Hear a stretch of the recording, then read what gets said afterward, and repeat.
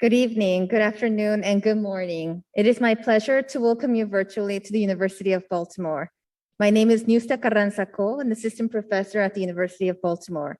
Today's conference is the first of a two-day conference that embarks on the theme and title of A New Outlook to Atrocities, Comfort Women, and What Remains.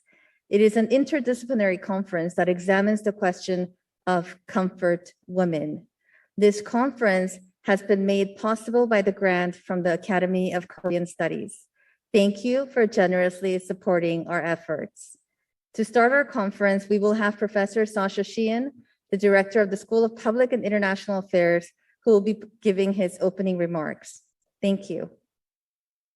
I'm sorry, I think we were having some technical issues with the video. My apologies. Probably it was a little bit difficult to hear, and my apologies also to the captioner who was working hard in the background. My most sincere apologies again. Dr. Sheehan or Professor Sheehan, he wanted to deliver his welcome remarks, but my apologies to him too. But these things happen at a conference, so I hope you understand. These things are just a part of our everyday life, unfortunately, these days. Thank you, Dr. Sheehan. So now I have the pleasure of presenting Professor Nienke Grossman from the University of Baltimore's College of Law, who will be chairing the first day session on Comfort Women, Memory and Voices, the Past, Present, and Beyond. Just to add a quick note, I will be keeping time on the side for each of the speakers. So please see that chat function on Zoom where I will be alerting you about the time. Thank you so much. Hello, everyone, and welcome to this panel on Comfort Women, Memory and Voices, the Past, Present, and Beyond.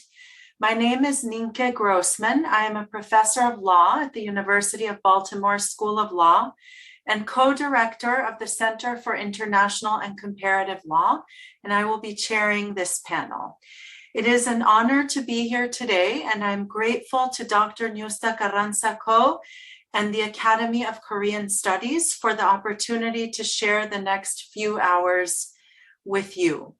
We have 5 excellent speakers on this panel. They are Dr. Pyong-Gap Min, Distinguished Professor, Department of Sociology, Queens College City University of New York, who will be speaking to us on the power of Korean comfort women's testimonies. Next, we have Dr. Margaret Stetz, who is the May and Robert Carter Professor of Women's Studies and Professor of Humanities at the University of Delaware.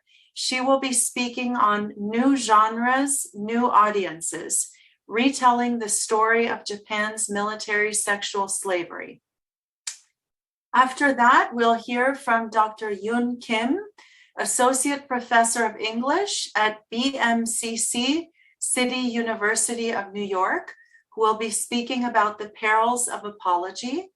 And then we'll hear from Lauren Seward, who is a relationship manager at the U.S. Department of Defense, and will be speaking on keeping the memory of comfort women alive, how social media can be used to preserve the memory of comfort women and educate future generations. Each of our speakers will speak for about 20 minutes, and after everyone has spoken, we'll have some time for Q&A. Dr. Carranza-Co will let you know when you have about 3 minutes left. So please keep an eye on the chat if you are a panelist today for that 3-minute warning before the end of your remarks. For the audience, we welcome you, and we would like to encourage you to submit your questions via the Zoom Q&A function or the Zoom chat function. We will be drawing questions from those sources only. So thank you very much again for all of you for being here, and welcome to the University of Baltimore. And we will begin with Dr. Pyong-Gap Min. So if he's ready to go, we're ready for him to begin.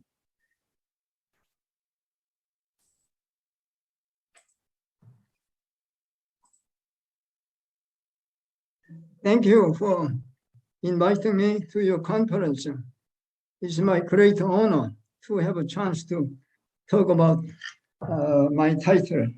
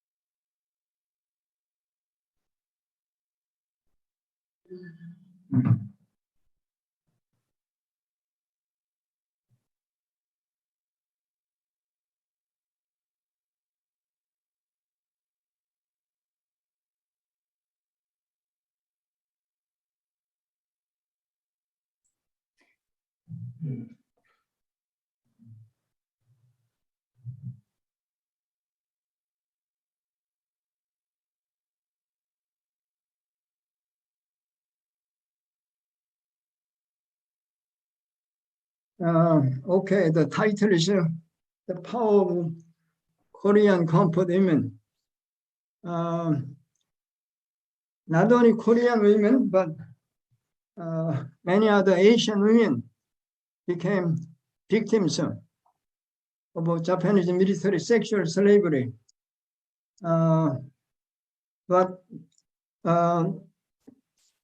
Korean comfort women, led by Korean Council, gave many public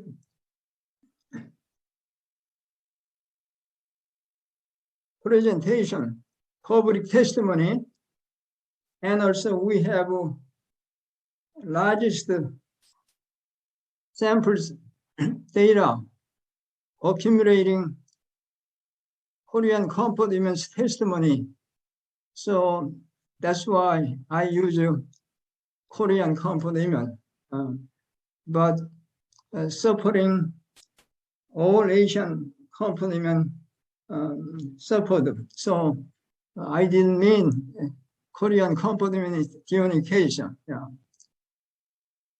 Major issue in resolving comfort women issue is to determine whether comfort women system was sexual slavery or not. To prove that it was sexual slavery, we needed to prove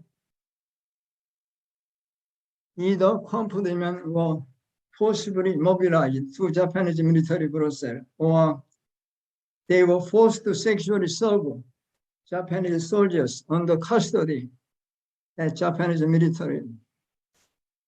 We can use two types of data to prove either proposition: historical document and comfort women survivors' testimony. Japanese government is not likely to have kept a historical document, just as a criminal do not keep record of their criminal activity. Accordingly, comfort women survivors' testimony comprise key data to resolve the issue.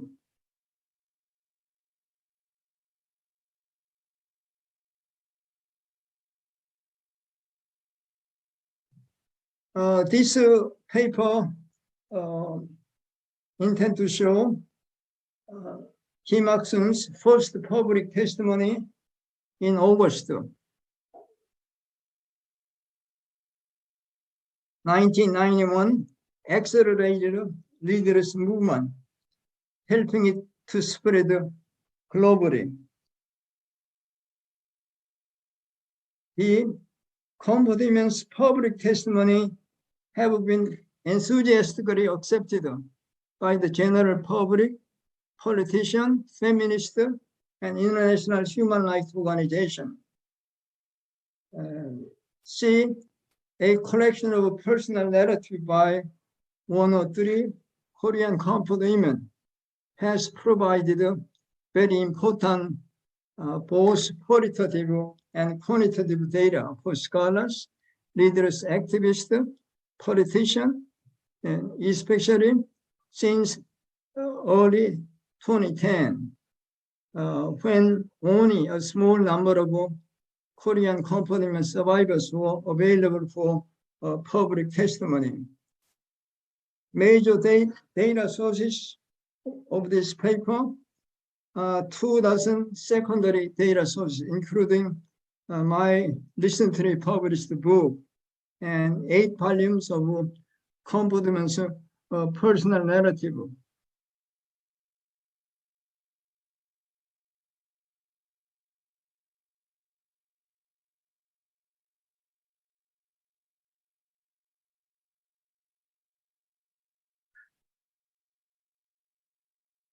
Kim Ok-sun's first public testimony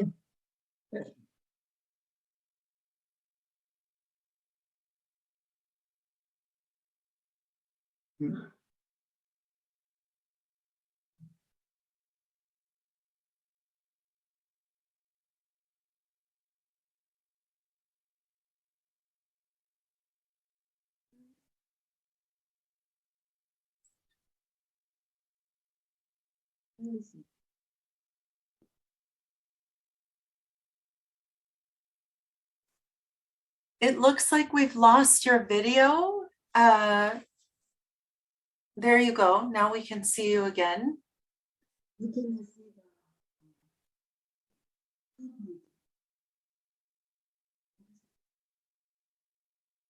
Sorry. No problem, no problem.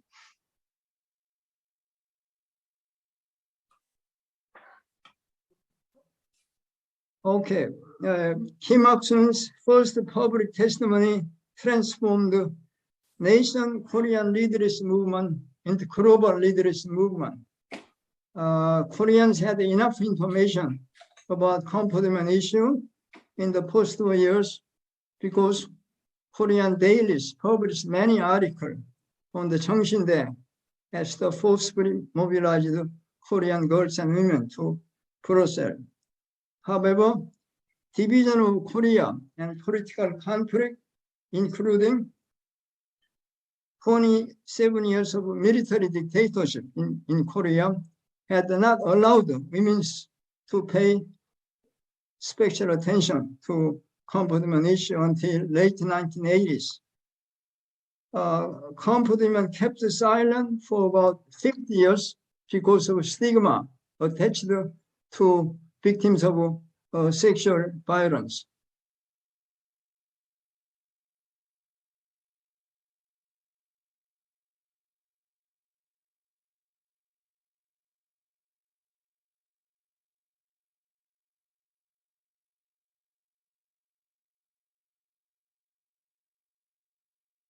Motoko Shoji, diet member of Japanese Socialist Party, pointed out in the diet meeting that Japanese government had forcibly drafted more than 1 million people from Korea for military and labor service during World War II, and that it had hunted young Korean women to serve as sexual slaves.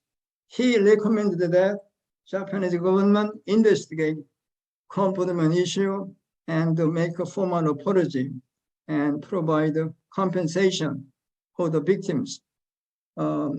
Accidental acquisition of diet members, diet memoir, including above information by Korean women leaders in June 1990, ignited leaders' movement. No responses to or refusal to accept Korean women leaders' sixth demand led 37 women's organizations to establish Korean Council to formally start leaders' movement in November 1990. Korean Council put advertisement in Korean dailies to encourage Korean women to tell the truth about what happened to them.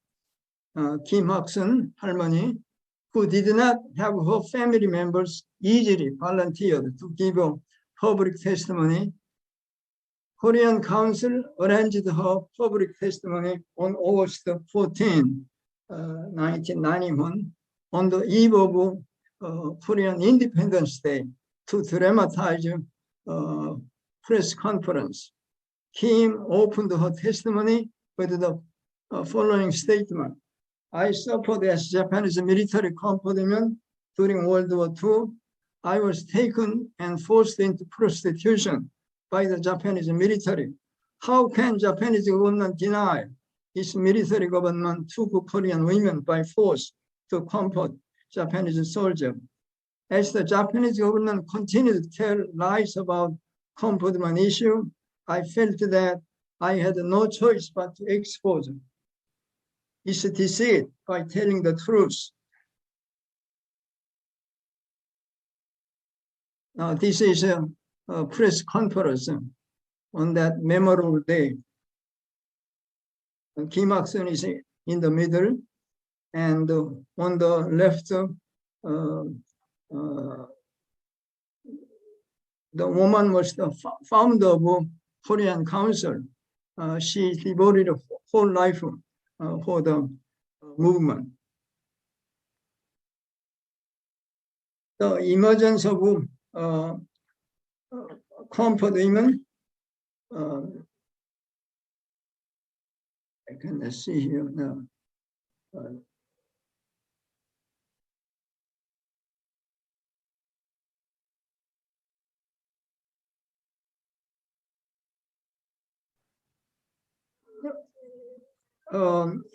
In the influence of international press sparked leaders movement. First of all, Kim's testimony encouraged many other comfort women survivors in Korea and other Asian countries to come out and publicly recount their experiences. Moreover, her testimony pushed many women in Japan and other Asian countries to establish leaders organizations.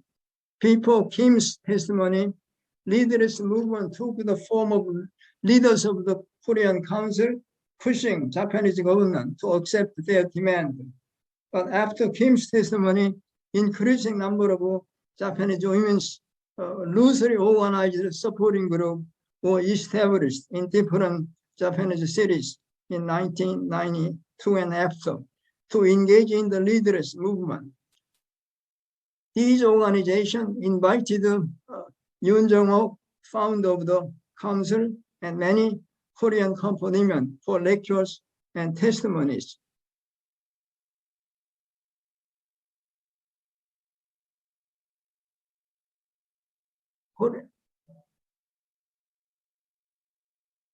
Korean comfort women visited Japan and United States and International Human Rights Organization give public testimony. After first public testimony in Kim Il-sung, about 30 Korean comfort women took rotation in taking transnational tour, with one or more women participating in each tour to many cities in Japan and many colleges and universities in the US. In the US, I think more than 30 universities invited Korean comfort women survivors for testimony.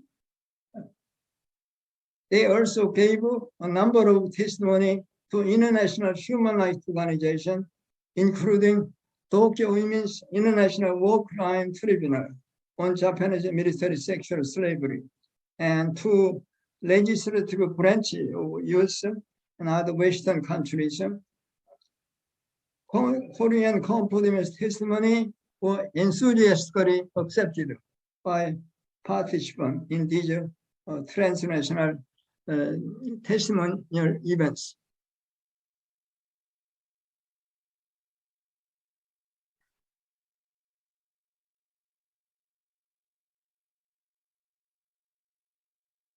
First series of major Korean comfort women testimony in Japan was made by Kim Il-sung when she and two other Korean comfort women visited in Japan to file a lawsuit to a district court in Tokyo for compensation on December 5, 1991.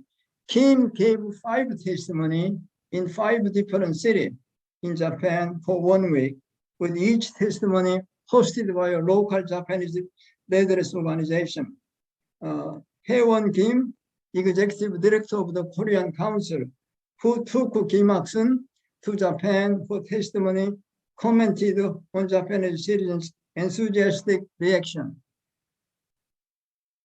Several Japanese right-wingers tried to block our testimony, but Japanese media, non-profit organization, and Japanese Korean Japanese resident in Tokyo, Osaka, other city, accepted her testimony with so much interest and enthusiasm that I was too optimistic about the possibility of resolving the issue soon.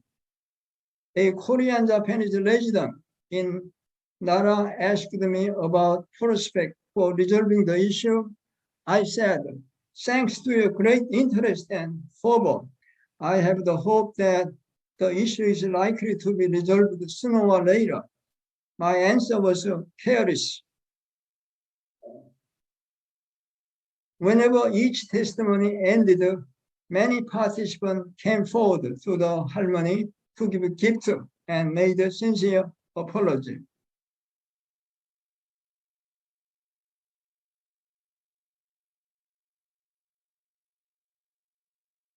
In her book, Hae-won Kim, she was the director of the council at that time, introduced a moving event she experienced just after Kim Il-sung had given a testimony at the YWCA in Kobe. I quote her paragraph. A Japanese woman in her early 40s wearing sweater came into the room to see Kim Harmony. She apologized to Kim Harmony, shedding tears. She then began to talk about her father. She said that she lived only with her widowed father, who had served as Japanese Navy officer during the Asian Pacific War. She confessed that whenever her father was drunk, he treated her as a woman. She said that she planned to enter monastery to become a nun. She put a white envelope on the desk before she left the room and asked me to use the money in legally filing in the court for Kim Harmony. There was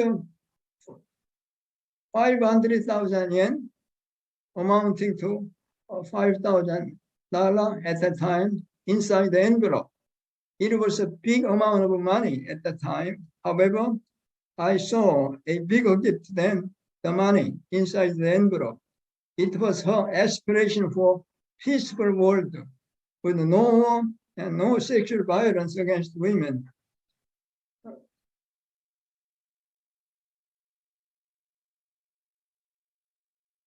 Several Korean company began to visit Korean community in the US beginning in the late 1992.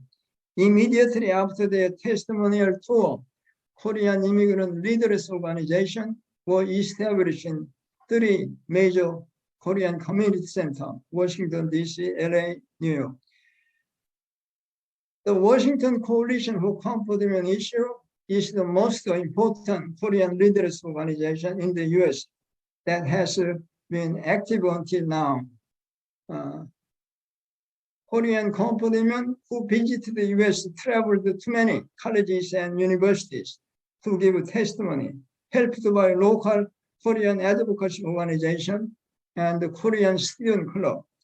Comfort women's numerous testimony at US organizations, especially those at universities, many were given in Jewish Holocaust Center too, were accepted far more enthusiastically than those given in South Korea, much more than that. I introduce here the most memorable testimony given at the University Barney O, an endowed professor of Korean studies, and Margaret Stead. Margaret is here today, yes, and I am introducing your story your group experienced. An eminent feminist scholar of English literature at Georgetown University organized a conference called Component of World War II, Legacy and Lesson. It was held on September 30 through October 3, 1996 at Georgetown University. The Component Redress Organization invited Kim Yoon-sim to give a testimony at the conference. Kim Yoon-sim, I interviewed her. Lee Ham, the director of Component Organization, reported the participants' reaction to Kim's testimony in the Korean Council's monthly report. When about 200 participants, consisting mostly of scholars and other intellectuals, heard her bitter story of humiliation and pain that an elderly woman suffered at the Japanese military process as a 14-year-old girl. The conference site turned into a sea of tears. Wearing a Korean traditional women's white hanbok dress, Kim Harmony talked about her brutal experiences at the Japanese military base. And no one left their seat. I could see only people who moved their handkerchief to their eyes.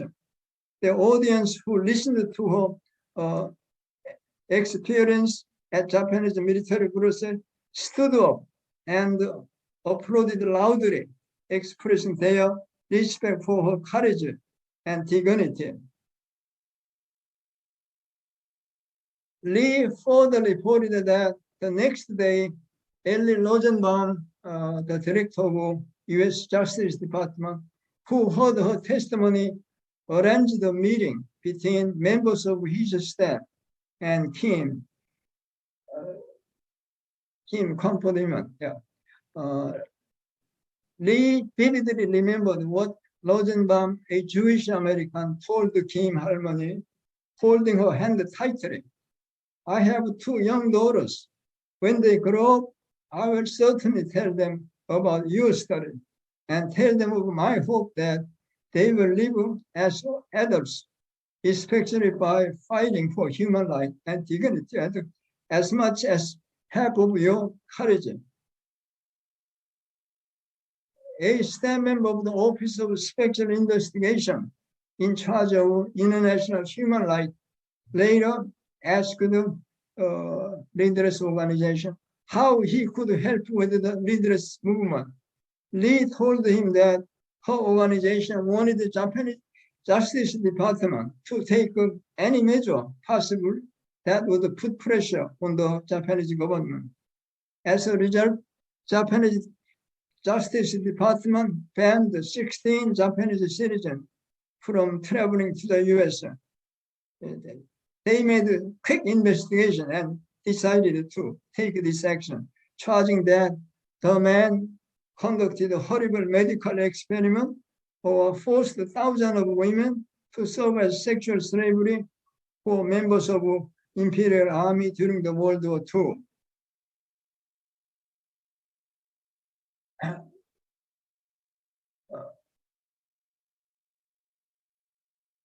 Third, the power of 103 Korean Component's personal narrative, both as a qualitative and quantitative data set.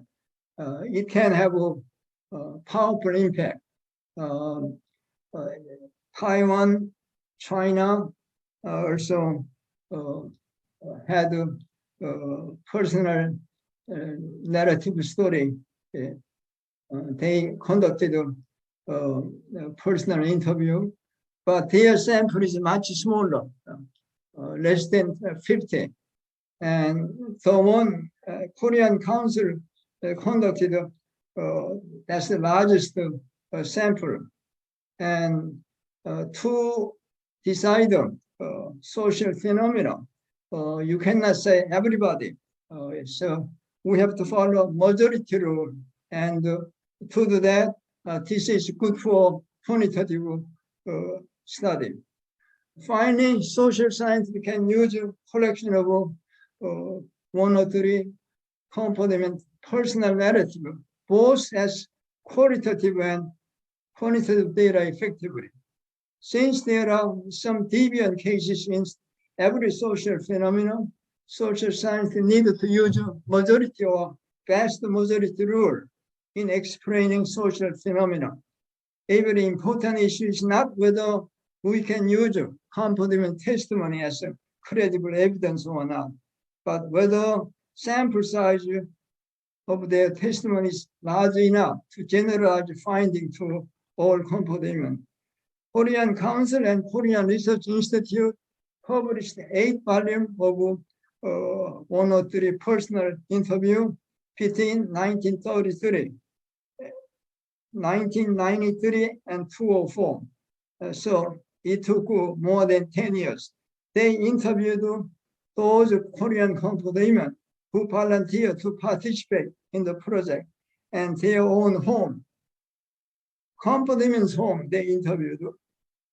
When either organization started the volume of Korean component's personal narrative, it recruited several female professors, adjunct professors, who are qualified to conduct audio recorded personal interview with each component. Each interviewer contacted the same component 4 or 6 times at different time periods for the sake of the accuracy and consistency of information.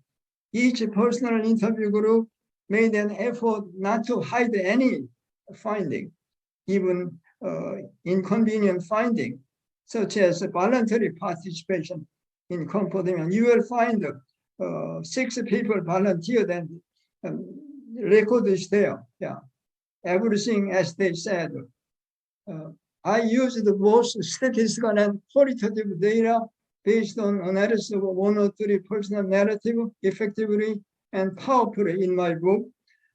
I here introduce some of the, no time. I will just introduce one table based on personal narrative from that 8-volume book project.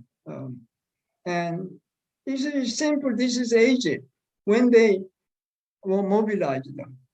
And you will be surprised how early it's very brutal at this age, from 11 to 27. And at the time, to work for prostitution, they should be 21-year-old at least. If they were taken before that age, whether mobilized forcibly or not, is involuntary mobilization. And you can see here, 97% of Korean women, they are mobilized before 21. So they were all involuntary participants, regardless of what method they used to take them. Dr. Pyeonggap Min, your remarks are fascinating remarks, and you're giving such important data about the power of these women's narratives in advancing the cause of the Korean comfort women. Unfortunately, we don't have unlimited time. We were wondering if you could maybe wrap up your remarks. I really hesitate to cut you off because what you're saying is so important, but if you could give us 2 more minutes and then we could move on and we can talk more about this during the question and answer period as well. Okay, let me finish quickly. So when you see this age, first of all, they claim that most Korean comfort women came from prostitution houses alone. They are too early to should have served in private prostitution houses. Definitely, they were taken from home. Number 2, this is involuntary because of age, and this is a violation of several conventions Japanese ratified to prevent mobilizing underage girls for prostitution. And very much I move to short conclusion. As a sexual slave, Korean and other Asian companies were forcefully mobilized and encountered brutal treatment by Japanese soldiers. Many of them chose not to commit suicide, to come back home alive, to accuse Japanese government of brutal sexual slavery system at the end of the war. However, stigma attached to victims of sexual slavery forced them to keep silent about 50 years. And we can move. So you saw that how much powerful. Last one, only 11 Korean company survivors stay alive now, but none of them healthy enough to give testimony. Japanese government may believe that leaderless movement for victims of Japanese military sexual will end when all Korean company or all Asian company die. But the leaderless movement will continue as the Japanese government has failed to acknowledge crime and make a sincere apology. The 103 personal narrative by Korean countrymen included in 8 edited volumes are expected to play very important role in the future in revealing Korean countrymen brutal treatment. There are many, many brutal stories in their personal narrative. Thank you. I am sorry, we had some problem. No need to apologize. Thank you very much for your remarks. It's a wonderful introduction to this topic, and centering the voices of women that went through this there couldn't be a more appropriate way to begin. So thank you very much. Before we turn to Dr. Margaret Stetz, I would like to welcome our 5th panelist, Hye-Suk Kang, who just joined us and will be speaking in a little while. She is a professor at Seoul National University, and when we get to her, she will speak about a comparison of the perception and policy of the South Korean and North Korean regimes on Japanese military sexual slavery. But now, so welcome to you, and now we will turn to Dr. Margaret Stetz on new genres, new audiences, retelling the story of Japan's military sexual slavery. Thank you very much. First, many thanks to Professor Ko, to the University of Baltimore, to the Academy of Korean Studies, and to all of you for being here. And as always, my gratitude goes to my retired colleague, Professor Bonnie Oh, who taught us all so much about the issue of Asian military sexual slavery and who continues to be a great inspiration. I'll begin with a personal anecdote because I believe that the future of the so-called comfort women issue must be personal and must be made personal to everyone, or it will fade into the historical background as a mere footnote.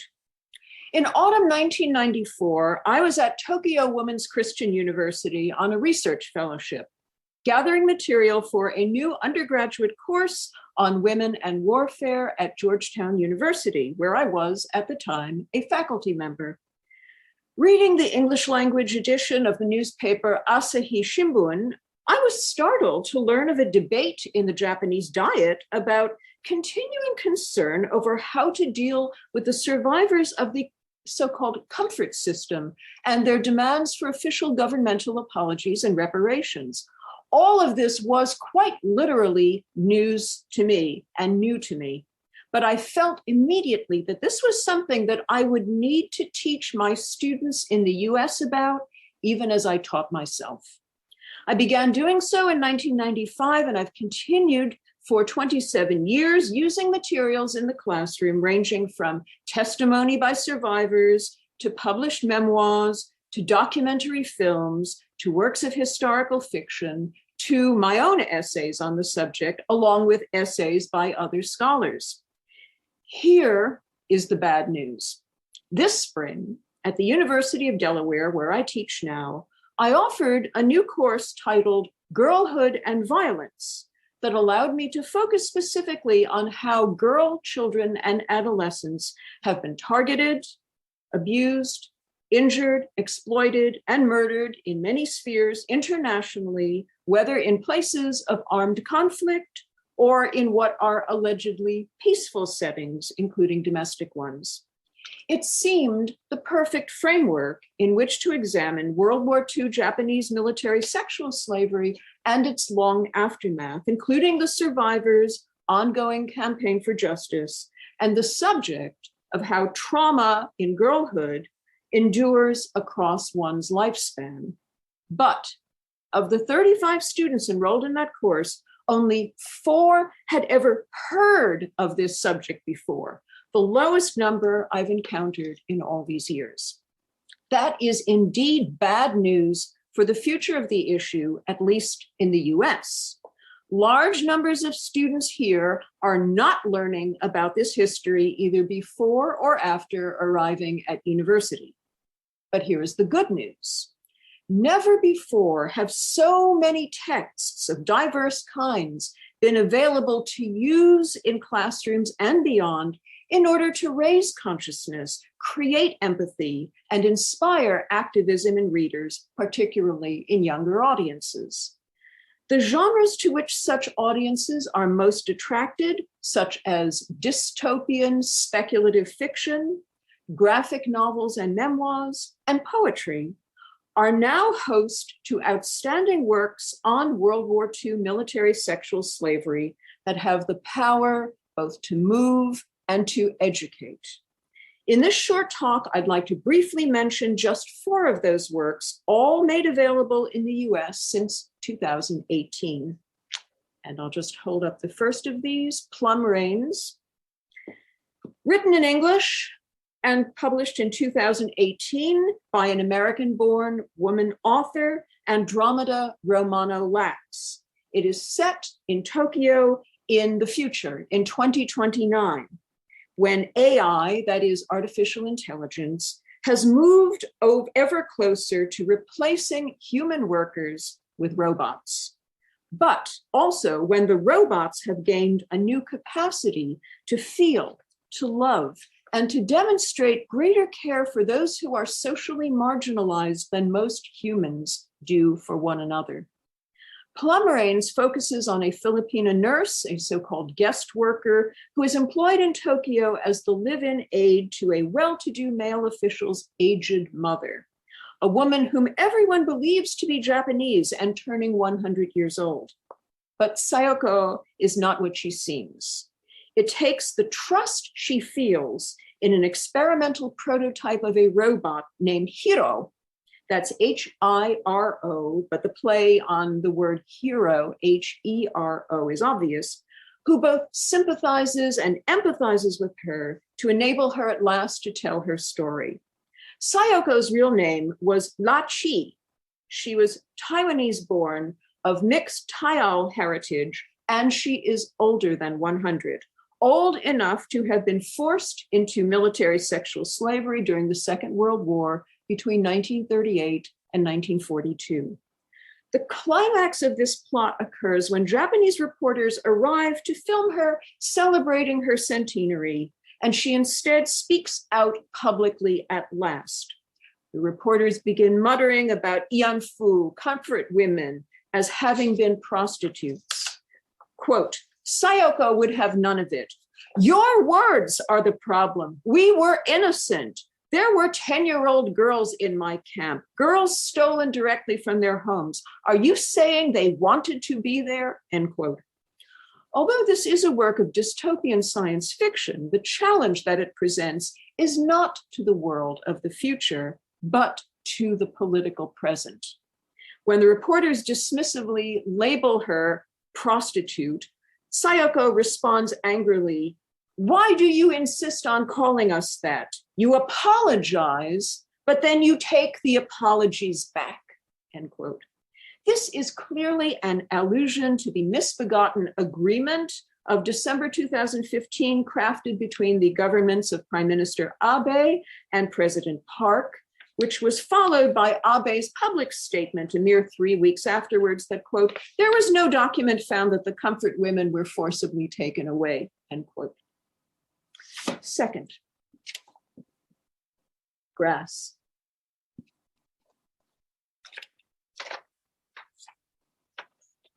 The outraged rejection of this so-called agreement on the part of Korean survivors of Japan's system of military sexual slavery serves as the climax of a graphic narrative memoir titled Grass. Written in Korean and illustrated by Kumsuk Gendry Kim, it was originally published in Korea in 2017, but has since been issued in the US in an English translation by Janet Hong in 2019. Like another graphic memoir dealing with the Second World War, this time on the European front, Amy Kurzweil's Flying Couch, which appeared in 2016, Grass is a multi-generational narrative. It is also a tale of intergenerational trauma, with a younger author-artist as protagonist who is encountering, transcribing, preserving, interpreting, illustrating, and also being deeply affected by the memories offered to her as narrative by a much older victim. In the case of Flying Couch, the testimonies of suffering during the Holocaust come from Amy Kurzweil's actual Jewish grandmother. In Grass, however, the testimonies recorded and given visual form are those of Lee Ok-sun, who, as an elderly survivor, is known as Halmoni or grandmother, but is no blood relation of Gendry Kim's. Nonetheless, readers feel the psychological weight that listening to Lee's story lays upon Gendry Kim, who is also depicted and dramatized throughout. And thus, with Gendry Kim modeling emotions of sorrow and anger for them, readers feel these same reactions along with her. Especially admirable, too, is the fact that this so-called graphic work is deliberately not graphic in the other sense of the word. Gendry Kim is careful never to exploit or sensationalize Lee Ok-sun's history. As, for instance, she arrives at the moment when Lee speaks of being abducted, imprisoned in a military brothel, and gang raped for the first time. The visuals consist of several pages showing nothing but black squares devoid of either image or text. The blankness effectively conveys a reality too horrible to be described or portrayed while demonstrating respect for Lee's privacy. Gendry Kim concludes Grass, moreover, not with Lee as a victim, but as an activist, showing her speaking out on television against the highly unsatisfactory 2015 agreement about which no one had consulted her to ask what she, as a survivor, needed to feel that the issue was permanently, quote, resolved. Next work. A cruelty special to our species. The ethical issue of how to represent someone else's experience sensitively without seeming to appropriate or use it to advance one's own interests is one that poets such as Emily Jungmin Yoon have confronted head on. Her 2018 volume of poetry, A Cruelty Special to Our Species, which contains a 14-page section titled Testimonies, comprising 7 poems, opens with an author's note.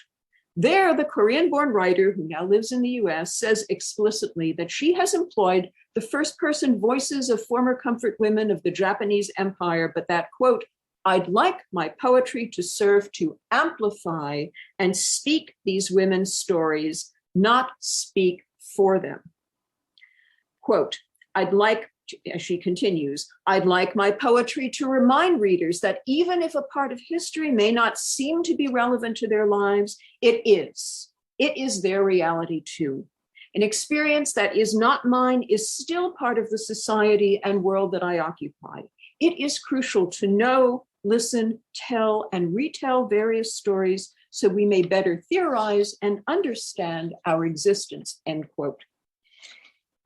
Hers is not an argument to use poetry for the purpose of recruiting readers to a cause, such as the redress movement, yet the narratives of appalling brutality inflicted on girl victims, each of whom is identified by name as an individual and given her own poem with details taken from recorded public testimony, can also have that effect.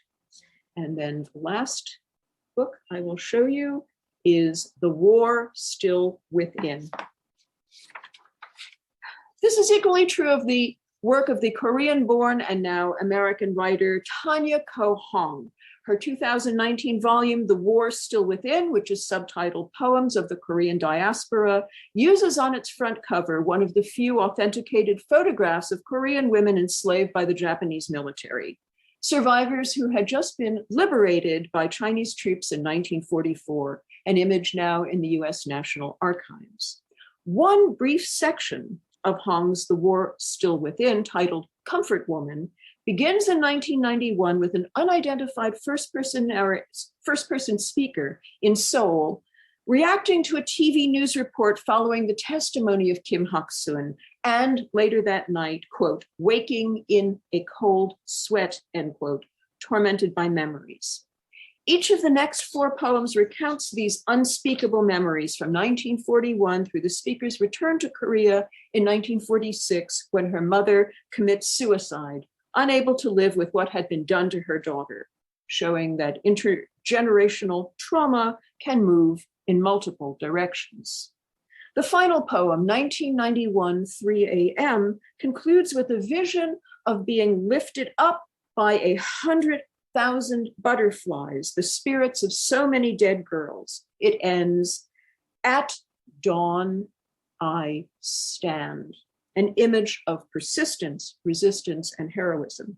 The texts by these 4 contemporary women authors, Andromeda Romano Lax, Kim Suk Gendry Kim, Emily Jungmin Yoon, and Tanya Ko Hong, are, especially for young readers, more than merely accessible.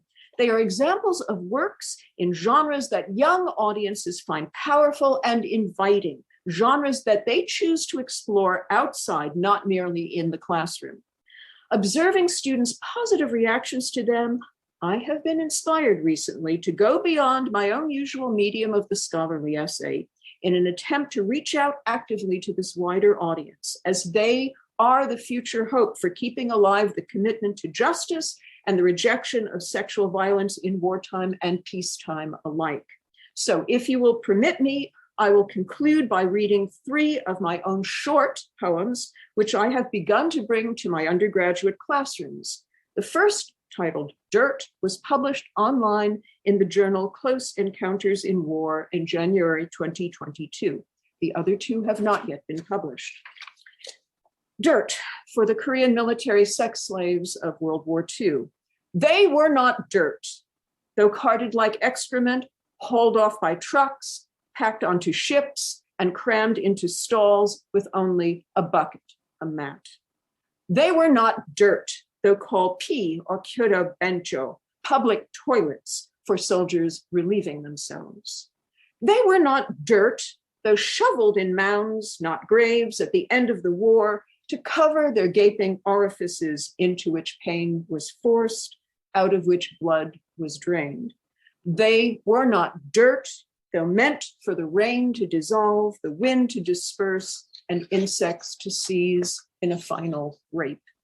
They were not dirt, but their corpses, their stories, have now become clay. Will you use it to build them their monuments? The second poem is called Disbelieved, for the survivors of World War II military sexual slavery. Each lie is a slash on her back with a sword, with a pen that draws blood. How many more times must she say that she gave no comfort, that she was no woman when taken at 12 years old? Courtrooms, conferences, congresses echo with accusations. Where is the proof? Where are the photographs? Burned into her eyes, blood-red pictures that can't be seen beyond or through. They steal her vision. Still in her nose, her mouth, the stench of soldiers, the filth of bodies assaulting her senses. Her face in the dirt. How can she breathe? When she speaks, words clog her throat like wads of semen. A figure welded to a bronze chair, she waits and waits for apologies. And the last one is titled Redivivus, and it's dedicated to Emily Junmin Yun. And redivivus is Latin, a word meaning come back to life or reborn. Her blood, never drying, pours out of your mouth. Her scars, not fading, crosshatch your pages. The pus, always oozing after 10,000 rapes, seeps into your words. The welts on her back, still swelling from soldiers' fists, serve as your punctuation. The slash through her belly by a military sword where the fetus was ripped opens a paper cut on your hand that spreads wide as a poem is born, alive, screaming. Thank you. 감사합니다.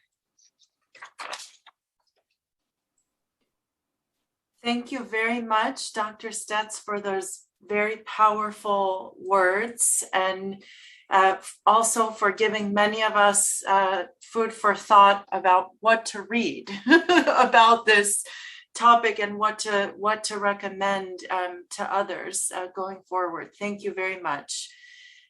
So next we'll turn to Dr. Yun Kim, who will speak about the perils of apology. Thank you.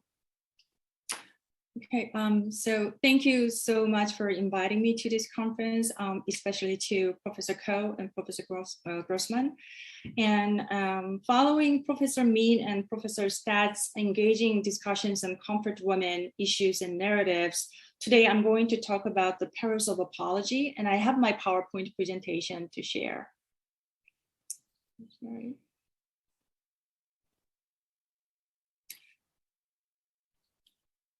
So I'm going to talk about apology, especially in relation to forgiveness, because I think that these two notions are inseparable.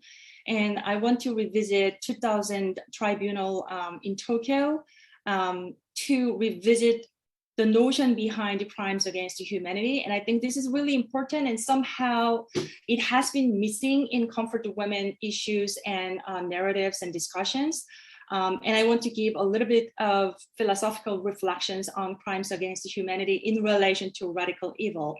And finally, I want to emphasize the recognition of impossibility of pure apology and forgiveness.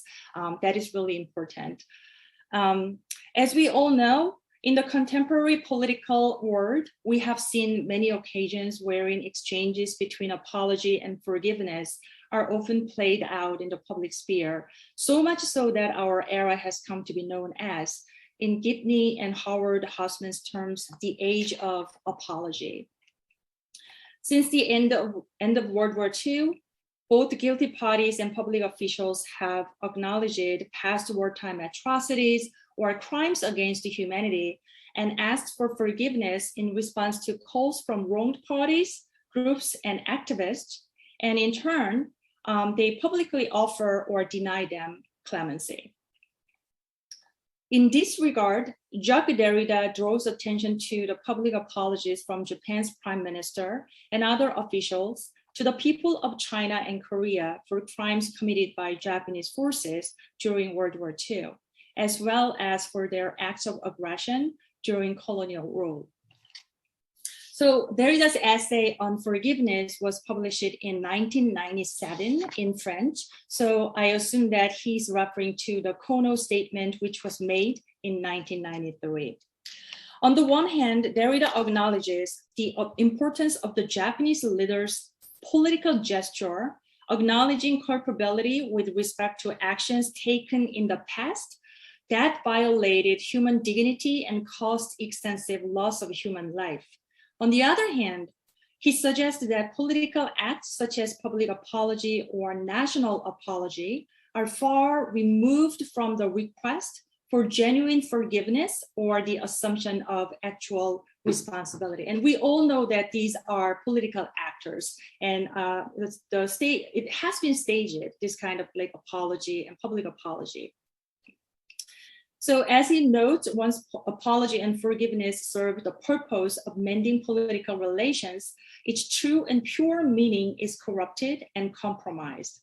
As he states, all sorts of strategic ruses can hide themselves abusively behind a rhetoric of forgiveness. In the political sense of apology, the meaning of true forgiveness seems to have been lost.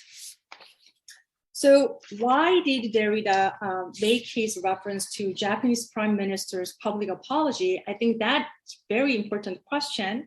To me, it is interesting that Derrida identifies a certain globalization of the concept of apology and forgiveness that is rooted in Abrahamic tradition of apology and forgiveness in the form of national reconciliation, which is ostensibly foreign to East Asian context, from his quote-unquote European perspective.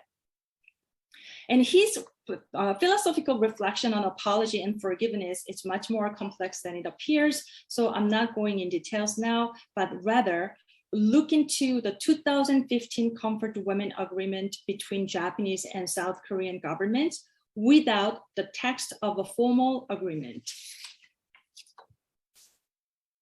At the time, in his public apology statement, Kishida Fumio, who was then Foreign Minister of Japan and is now the Prime Minister, said, on behalf of Abe Shinzo, quote, "We must not let our children, grandchildren, and even further generations to come, who have nothing to do with the war, be predestined to apologize.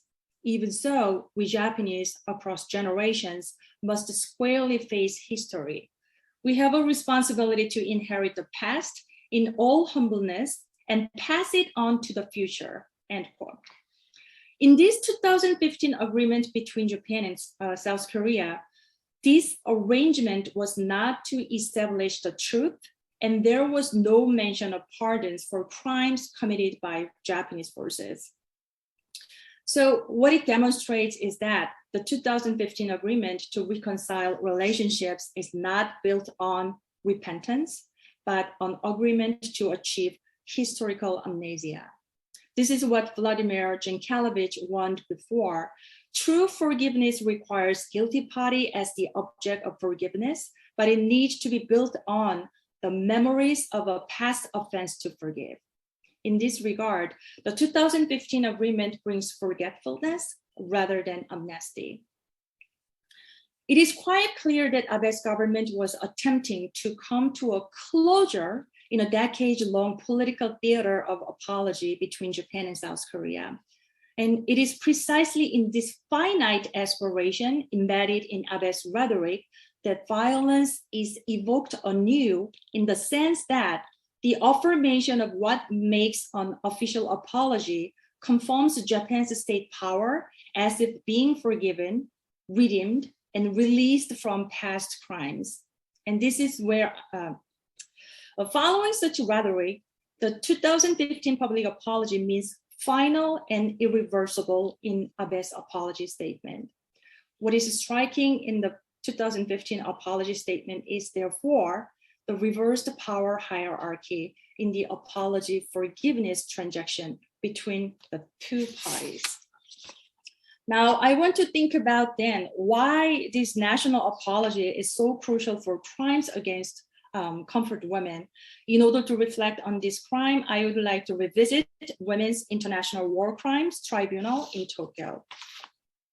In 2000, the Women's International War Crimes Tribunal on Japan's military sexual slavery in Tokyo declared Emperor Hirohito and other military and political officials guilty of crimes against humanity for the wartime enslavement of women.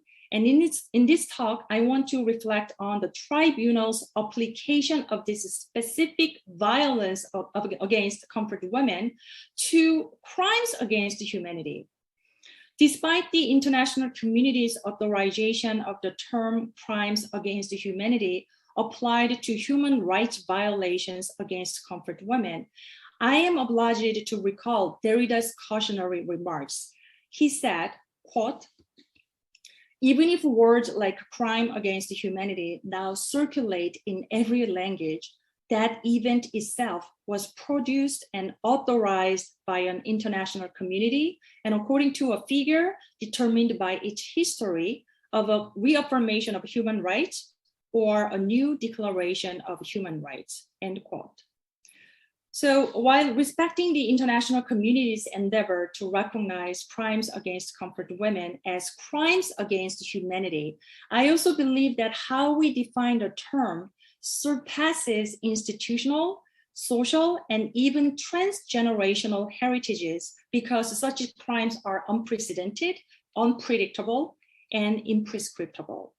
And I find that such unprecedented crimes are the most inseparable companions of what Hannah Arendt redefined as radical evil. And now I want to note that Hannah Arendt reflected on the concept of radical evil based on the Holocaust. But I also want to underscore that my reflections on crimes against the comfort women with Arendtian concept of radical evil does not mean that the Holocaust and crimes against comfort women can be conflated, and there is a real danger in it. Certainly, the concept of radical evil should not be abused and too broadly applied, but I believe that thinking with Arendt on this specific crime against comfort women provides us a language to explain or to evoke Derrida's emphasis, a language of madness to explain such crimes as well as apology and forgiveness. So first coined by Kant, the term radical evil refers to an innate condition of man as a genuine moral alternative resulting from the exercise of human freedom. While Kant contemplates radical evil as something bounded with humanly comprehensible, albeit sinful motives, Arendt departs from the Kantian notion in order to encompass the incomprehensible and horrendous eruption of 20th century totalitarianism. In a letter to Karl Jaspers, Arendt explains, quote, "We know that the greatest evil or radical evil has nothing to do anymore with such a humanly understandable simple motives. Radical evil somehow has to do with the following phenomenon: making human beings as human beings superfluous, not using them as means to an end, which leaves their essence as humans untouched and impinges only on their human dignity. Rather, making them superfluous as human beings," end quote. In thinking about comfort system with Arendt's redefinition of radical evil, maybe this examination be read as closer to the Kantian one as an evil arising from the vice of selfishness, rather than the Arendtian extension to encompass evil that makes human beings as human beings superfluous. However, comfort women were indeed treated as a means to an end, while their intrinsic human dignity was denied, and at the same time, they were treated as dispensable and superfluous as human beings. While Kant views radical evil as rooted in the inherent selfishness in human nature, Arendt instead finds nothing at the core of radical evil. It is quite literally incomprehensible.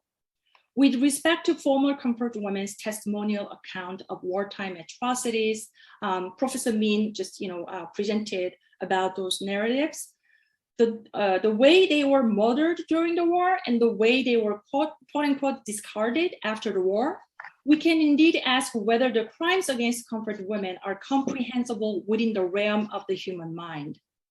I'm not arguing that therefore crimes against comfort women are comprehensible or incomprehensible, but rather my argument is that there is something more than evil intention in comfort system. Claudia Carr's work on comfort women is helpful here. She said, even soldiers ignorant of the histories of kidnapping and beating of the comfort women could hardly fail to notice that many of the women were barely teenagers, some even younger. And Professor Margaret Stett also points out in her recent work that age is an intersectional category of oppression in the sense that many of them were girls and not women. For Claudia Carr, what is striking too is in the way soldiers perceived these girls and women. So she goes on to say, in war, soldiers learned that it is okay to use enemy women since they are only women, only girls, and only enemy. And they will likely soon be killed anyway, and so not aware for long. Here, Card zeroes in on a pervasive justification for evil deeds, that the victims are only women, and by implication or by overt racist theorizing, they lack awareness of their own subjectivities. In other words, comfort women were treated as human beings superfluous, and as they were murdered simply because of who they were. They were colonized people considered as superfluous subhumans. Imperial Japan's unprecedented systemic institutionalization of sexual slavery during World War II epitomizes the manner in which gendered and colonized subjects have historically been targeted for systemic abuse. Indeed, the comfort system was premised entirely on the imperialist ideology of subordinating colonized peoples to the position of utilitarian instruments. In the origin of totalitarianism, Arendt also addresses the manner in which a totalitarian ideology enables the dismantling of moral standards. Imperialist ideology, in turn, nullifies human dignity, allowing individuals to be subjugated and even sacrificed to further its cause.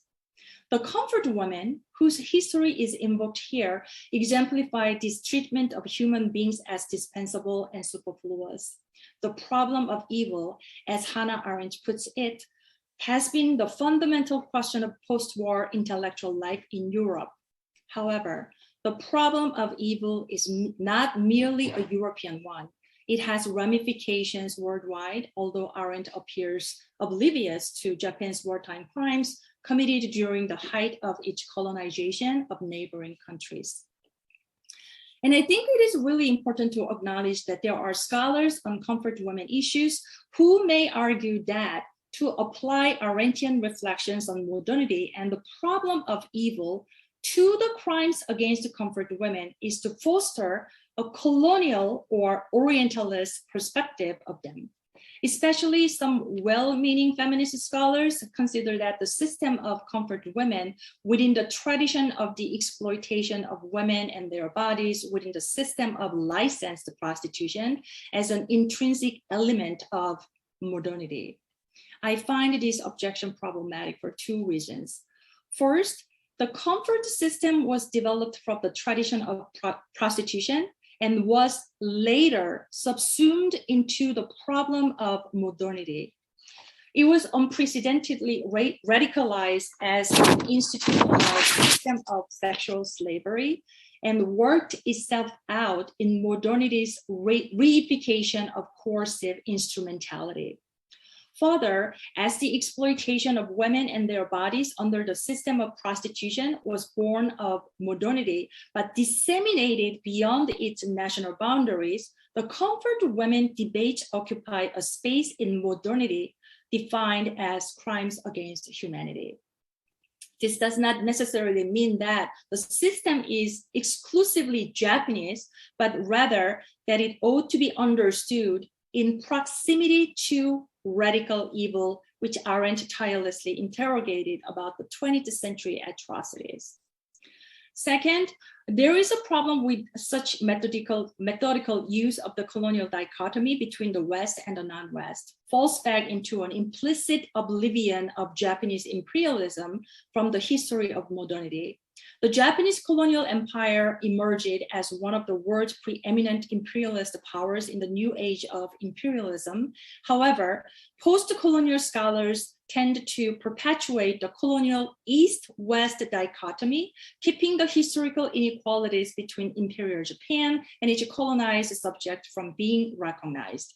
In particular, reflections on colonialism and modern constructions of race tend to focus exclusively on the Western context, allowing for the reduction of the problematics of racism to whiteness and non-whiteness.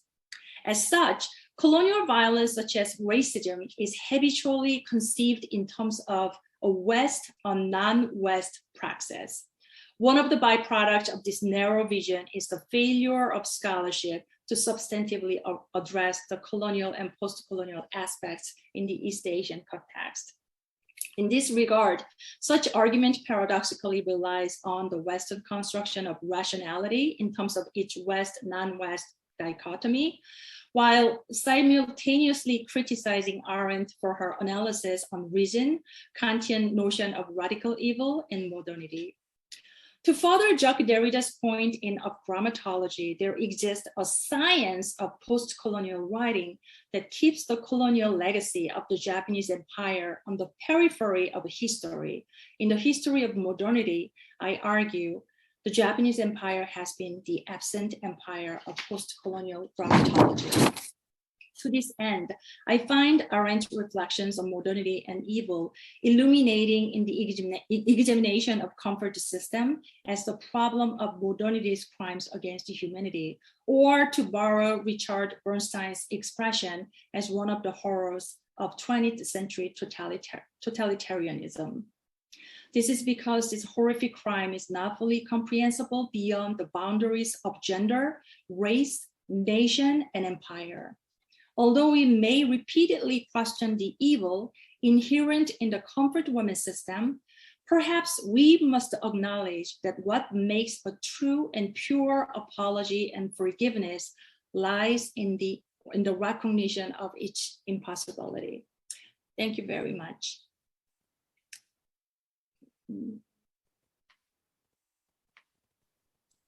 Thank you very much, Dr. Kim, for those very interesting and stimulating remarks. As a lawyer myself, it actually makes me think a lot about how we're defining crimes, and makes me think about the Eichmann trial in Jerusalem, in which one of the crimes was crimes against the Jewish people. And the fact that that was one of the crimes, in some ways, it makes me think about whether there should have been a crime against comfort women, in addition to the crimes against humanity charges in the 2000 Tokyo Women's Tribunal. So super interesting. Okay, so thank you very much. And next we will turn to Dr. Hye-Suk Kang, who will be presenting on a comparison of the perception and policy of the South Korean and North Korean regimes on Japanese military sexual slavery. Thank you, Dr. Kang. Yeah, thank you. Thank you for introducing me. Can you hear me? Is it okay? Yes. Yes, thank you. Nice to meet you. I work as a researcher in Korea Institute of Political Science, Seoul National University. Thanks for inviting me to this conference, especially Professor Shen and New Star. It's my honor with everyone who's presenting today. The title of my presentation today is as follows. Before I started, I changed my title of presentation a few weeks ago, but it has not been correct yet. So anyway, I will mainly talk about North Korea issue today, about it. Let's get started. This is the content of today. Actually, about 20 days ago, on May 1st, 2022, Japanese military sexual slavery victims Kim Yang-ju died at the age of 98. As a result, only 11 of 240 Japanese military sexual slavery victims registered with the Korean government have survived so far. The state-centered approach to Japanese military sexual slavery is light and shadow. The tragedy of young women was not protected in her hapless homeland and has been dormant for many years. Japan, perpetrator, was in a hurry to cover up, and Korea has secundarized this issue, citing various domestic and political circumstances. Then how about in North Korea? As you know, it is well known that the area that suffered the most in relation to Japanese military sexual slavery problem is Korean Peninsula. And on the Korean Peninsula, South Korea is half, and the other half is North Korea. However, little is known about North Korea's damage and response to it. That's why I have taken note of this issue.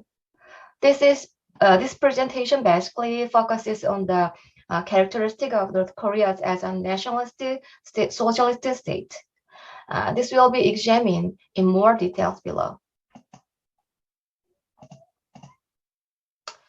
Okay, chapter 2, socialism, nationalism, a strong state, and Japanese military sexual slavery. First, socialism and Japanese military sexual slavery. Socialism basically take communism as an idea where equal lives of all people are guaranteed. But Rosa Luxemburg, who tried to spread communism internationalism, really discussed women's liberation. The fact that class liberation takes precedent over women's liberation under the socialist ideology is also revealed by the fact that there is a little mention of gender issue in communist textbook. It is this context that Ueno Chisco, a renowned Japanese scholar, criticized the socialist movement in her book, Nationalism to Gender, as a male-dominated movement and not an autonomous movement for women.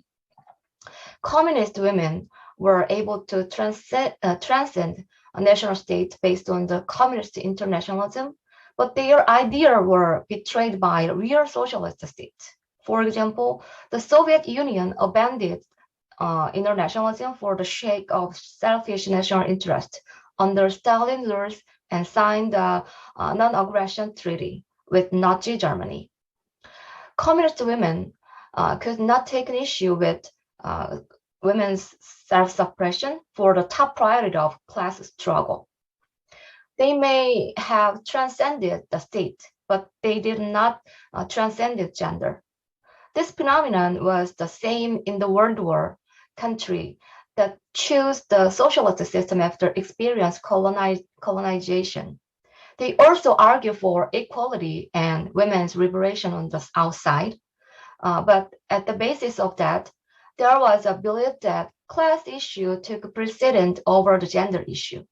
In particular, the task of modernization that they valued was future-oriented and universal. Therefore, the Japanese military sexual slavery issue, which was regarded as a specific damage and an issue that had no choice but to start from past wounds, was concealed. Next, nationalism. Nationalism was the best strategy for the independence of colonial states. However, it has been repeatedly observed in almost every case that nationalism suppresses women and strengthens patriarchy in the process of emphasizing its own tradition against imperialism. The gender problem was subsequently observed into universal discourse and agenda, such as citizen and modernity. In the process of rise of nationalism, women were constantly called the subject of revolution and modernization, but they were integrated or even excluded in a way that was discriminatory from men. And its mechanism was further strengthened in the process of state building after colonial liberation. The modern nation state was the result of the combination of modernity and nationalism through the state. Hubert Davis pointed out this aspect of women being forced and mobilized in the union of women and the state. The takeover of this colonized state by the invading state is likened to the relation of oppression, aggression, and subordinate of women by men. It was Japanese military sexual slavery that mobilized state power beyond the metaphor and forcibly colonized the women's body. Patriarchal and male-centered nationalism caused double suffering along with colonialism and imperialism. So nationalism was the driving force for national independence, but it also risked becoming another form of domination discourse. Next, strong state.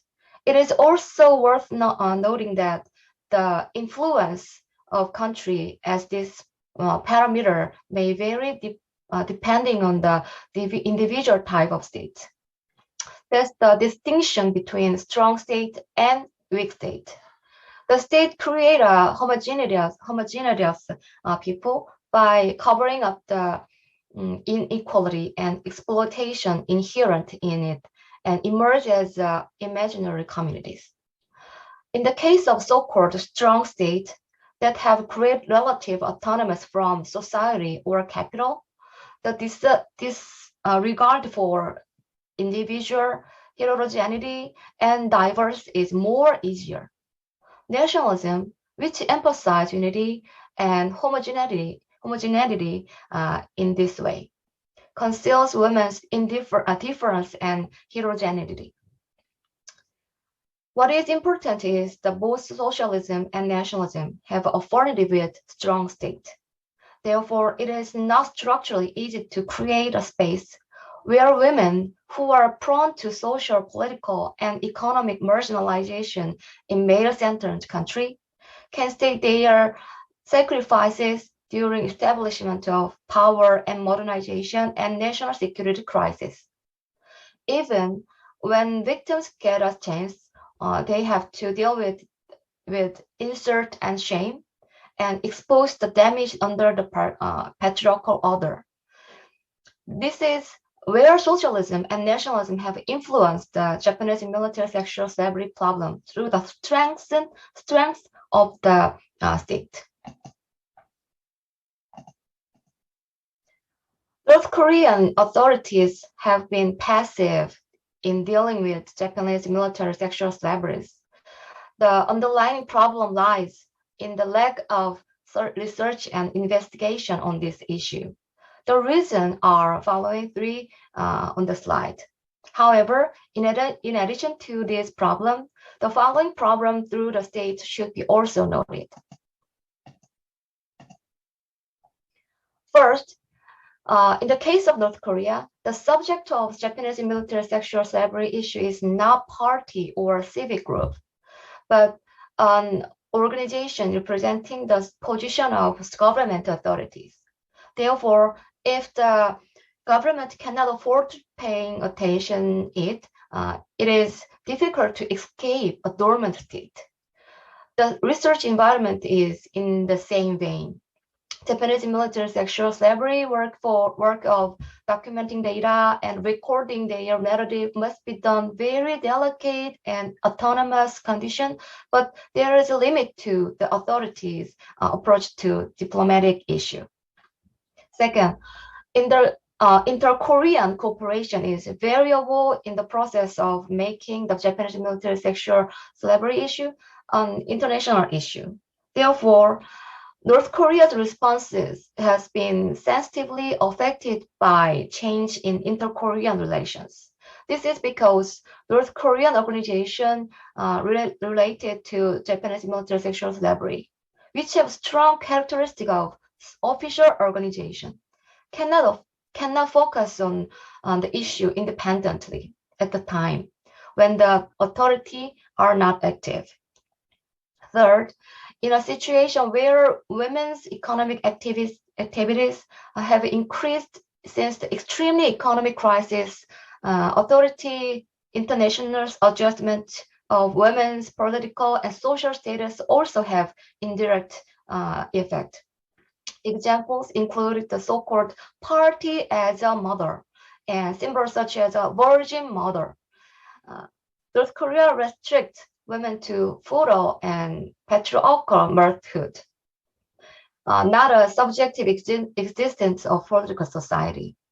This ideological flow of North Korea, represented by our nation first, suggests that its subjective actor will still be limited to the state in solving the Japanese military sexual slavery problem in the future, such as behind the problem of subject and structure through the state. I think there are the aforementioned problem of socialism, nationalism, and strong state. North Korea is a socialist state. State monopolizing socialist ideology have justified their action through the constant reproduction of discourse under the patriarchal order through the personal idealization. The word and writing of Kim Il-sung, Kim Jong-il, and Kim Jong-un, who held absolute position, are themselves a doctrine and religion. Their thoughts are identity of state, the clue of vision and future, and the sign of reading the past and the present. What is noteworthy here is that most of countless comments related to Japanese military sexual slavery and criticism of Japanese imperialism have nothing to do with the socialist worldwide. This is very important discovery itself. The Japanese military sexual slavery issue has been dealt with only from a nationalist perspective, even though it's claimed to be a socialism that proudly advocate people's liberation and equality for women.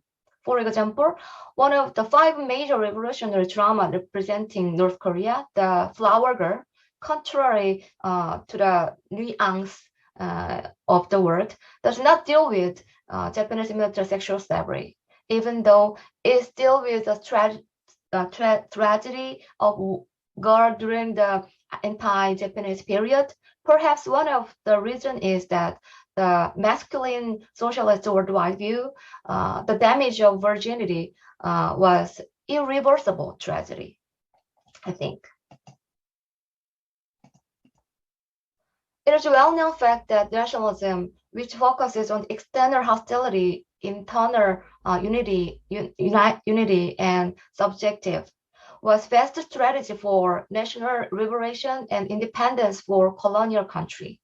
In North Korea, where historical experience of national liberation movement is based on the legitimacy, nationalism has had a lasting impact. In particular, its status and importance have grown since the 1980s.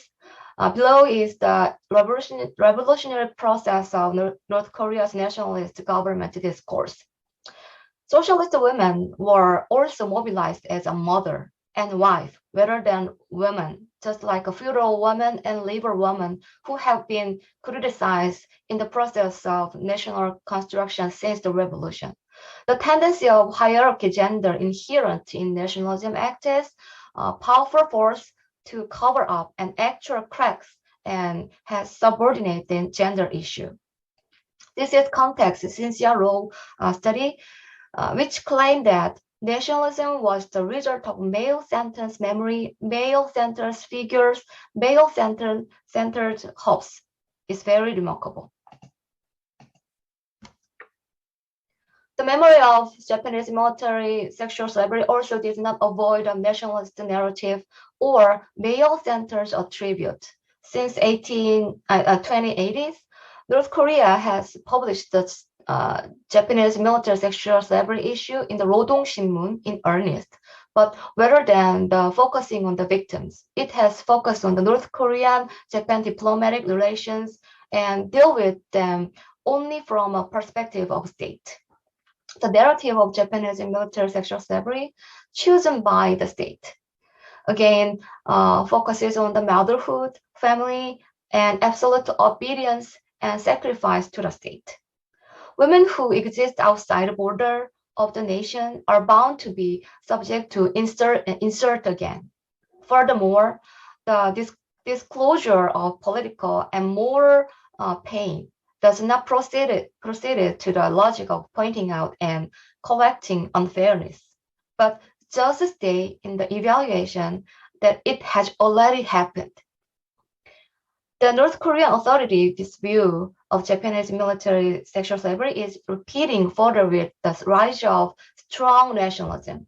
It is emphasized of a virgin mother or mother party, which drives women of opportunity for grown by affirming their political status. Women are more burdened with reproduction and parenting of revolution than before. It is reproduction of pre-modern nationalism, that women are given the task of reproduction, pedagogy, and political ideology, tradition, and national symbols. Of 220 official victims in North Korea, 52 public witnesses are known to have died. The tragedy of the most extreme stages of war. Japanese military sexual slavery is victims' wounds and pain are devastation inflicted on the body and mind by state through the male violence.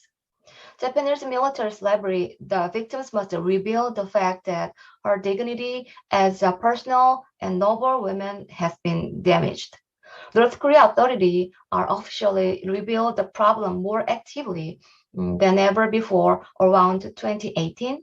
It seemed to be overcoming the position of being passive, reproducing Japanese military sexual slavery memories. But North Korea's strong state appeared to be still failing to comfort the victim after deal with.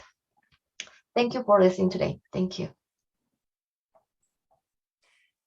Thank you very much, Dr. Yesu Kang, for those remarks, and thank you for helping us to better understand the relationship of North Korea to the issue of Japanese military sexual slavery and the impact of socialism, nationalism, and gender on this relationship. Next, we turn to our fifth and final speaker, and that is Lauren Seward, who will share with us remarks on keeping the memory of comfort women alive, how social media can be used to preserve the memory of comfort women and educate future generations. Thank you, Lauren.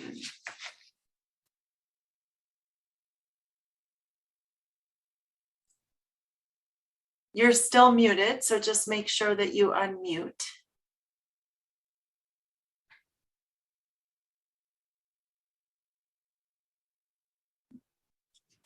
Okay, sorry about that. My mouse has disappeared. No problem. No problem. I can't go backwards. Let me pause my sharing. I'm sorry about that. Okay, resume share. Okay. Hi, everybody. My name is Lauren Seward. I am here today to talk about keeping the memory of comfort women alive through social media. I am a University of Baltimore alumni, and I graduated last fall. I am usually, when I give this presentation, I take a lot of time to talk about the historical significance of the Comfort Women timeline, but everybody here knows the historical significance of Comfort Women.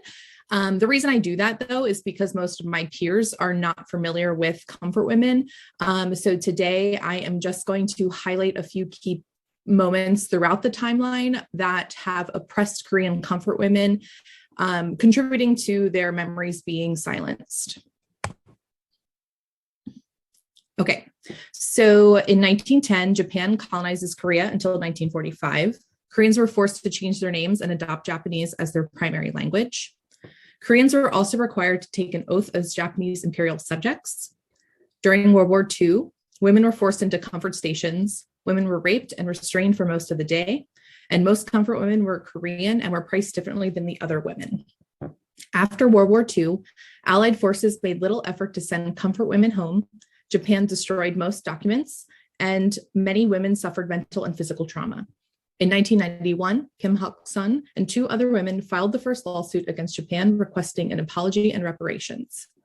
In 1998, the women were given a small amount of money, but in 2001, this ruling was overturned. Between 1992 and 1993, Japanese Prime Minister Miyazawa apologized twice. A study into the comfort system was conducted, looking into the historical facts, and the 1993 Kono statement occurred, and Japan apologized again and acknowledged their involvement. Sorry. Between 1996 and 1997, the UN Human Rights Council stated that Japan should be legally responsible for their role and pay comfort women directly. sorry, my dog is in the background, everybody. Request was approved to list a paragraph about comfort women in Japanese textbooks, causing revisionist protests in Japan. Between 2006 and 2007, Prime Minister Abe forms his first government. Prime Minister Abe claims there is no evidence of coercion in 2007 when it comes to the comfort system. Information slowly disappears from Japanese textbooks. And in 2011, Prime Minister Abe's statements fueled protests in South Korea. South Korea installs a peace monument paid for by South Korean citizens in front of the Japanese embassy. Japan requests the statue to be removed, and South Korea initially declines. So the installation of the peace monument spurred a bilateral, politically driven agreement between South Korea and Japan in 2015. It is worth noting other instances that statues that have been created globally in honor of comfort women have caused similar negative reactions by Japan, even today. On the left, you will see the Statue of Peace, which spurred the initial response from Japan. The next statue in San Francisco, California, was placed in 2017. This memorial caused Osaka's mayor to cut ties with San Francisco, which had been its sister city to Osaka, unless the statue was removed. The next is from 2018, when a statue was erected in the Philippines to honor their own comfort women and was promptly taken down after the Japanese government expressed disappointment in its construction. The last example on this slide is from September 2021. In Germany, the Japanese government lodged a protest with local authorities in a central Berlin district after it was decided a statue symbolizing Korean comfort women would remain in place for an extra year.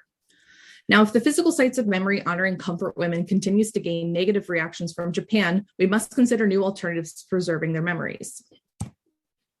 Social media is a space that is immensely popular globally and embraces wide and diversified subjects that contribute towards the production of historical knowledge and could facilitate the dissemination of alternative frameworks of memory.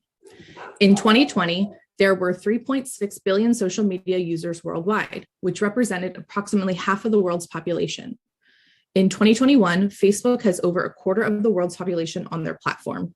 And as of January 2021, TikTok has grown by 70% since the start of their first quarter, has 689 million users worldwide. And in the US, 62% of users are between the ages of 10 and 29. So in 2019, Gen Z became the largest generation in the world and has grown up in the digital age. As previously stated, around 3.6 billion people use social media worldwide, and with Gen Z ranging between the ages of 9 and 24, the number will only increase as they get older. During the COVID-19 global pandemic, Gen Z began using social media in new ways as they couldn't go outside. One way is activism. Gen Z showed interest in organizing in an online setting and bringing attention to social issues that they cared about. Another way was education. School became fully remote for a period of time. To get creative, some teachers posted educational topics on social media platforms, and hashtags like Learn on TikTok became popular. Educating future generations directly correlates with memory preservation. Without educating others on historical facts, how will future generations know what happened in the past and avoid similar tragedies in the future? Taking advantage of Gen Z's interest in social justice topics, as well as the popular use of social media globally, posting about comfort women could allow new audiences to learn, discuss, and share their stories to a wide range of people. Social media networks also have a global reach and are much easier to access than a physical site of memory, which is limited to visitors in their geographical location. So my research methods in this paper included conducting a summative assessment of Facebook and TikTok. I searched the terms comfort women and the hashtag comfort women in both search engines. I used quantitative measures to collect numerical data surrounding pages and posts such as likes, shares, views, and comments. And I used qualitative measures to observe the type of content posted on each platform and the responses to each post in the form of comments. So my searching on Facebook, I found about 15 pages dedicated to comfort women with a range of followers and content. Some pages were not active, but many were, and pages included a lot of shared information such as stories, memorials, and educational resources. One of the pages that I looked at was Comfort Women Justice Coalition, which is a page run by a nonprofit organization by the same name. With a little over 2,000 likes and followers, this group is made up of members from organizations based in the San Francisco Bay Area, with others in both Southern California and Japan. The goal of the group is to continue the conversation surrounding comfort women to ensure justice is achieved for the victims and the survivors.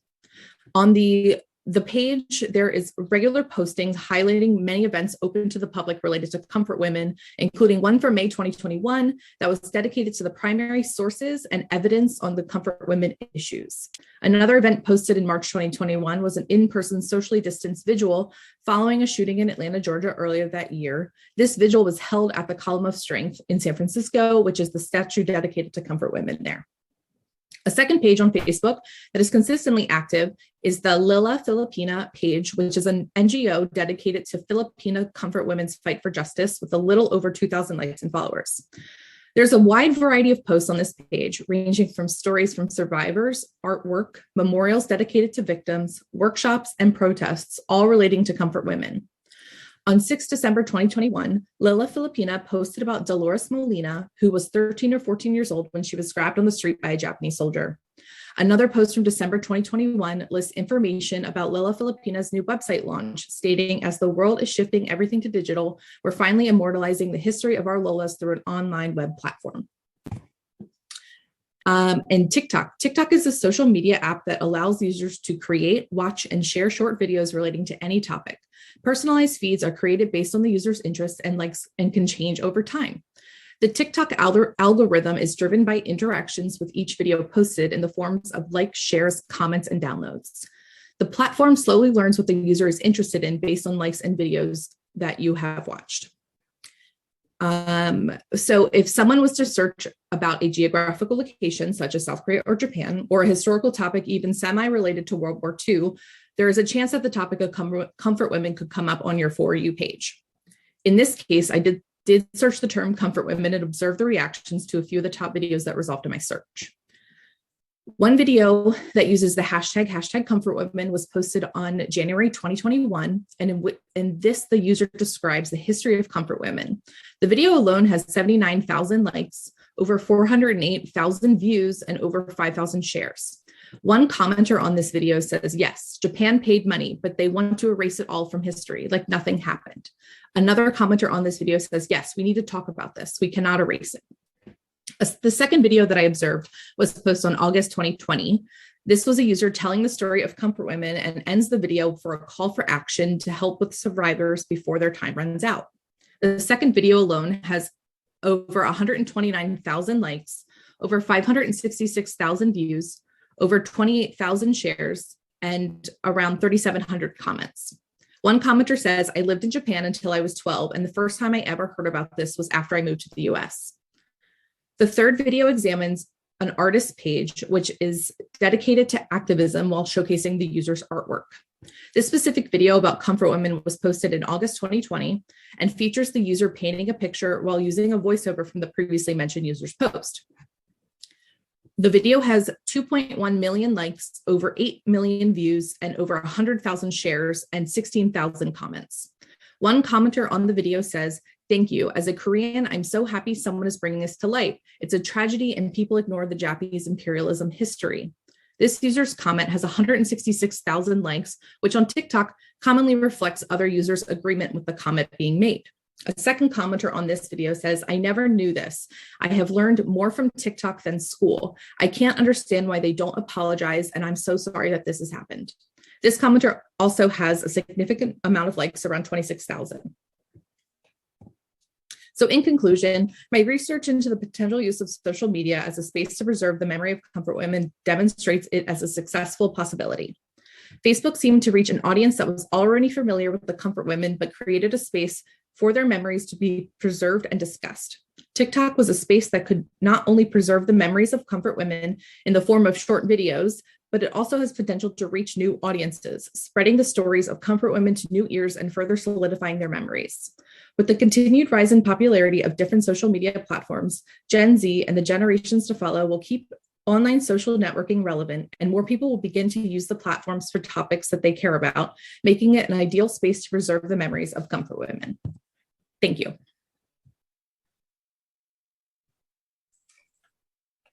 Thank you very much for that presentation.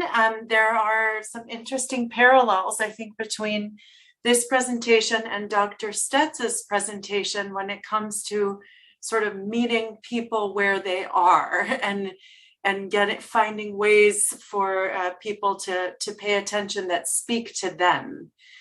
So first of all, thank you to all the presenters for wonderful remarks and very thought-provoking remarks. So now we turn to the Q&A part of our conversation.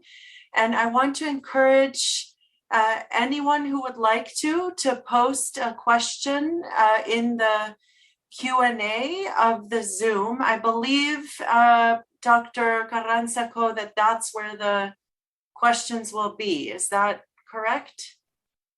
Yes, all the questions will be, sorry. That's okay. In the Zoom chat. Yes, okay. So while we wait for people to put their questions in the chat, let me start by opening the floor to see if any of the panelists have comments or questions for the other panelists, or thoughts that they would like to share.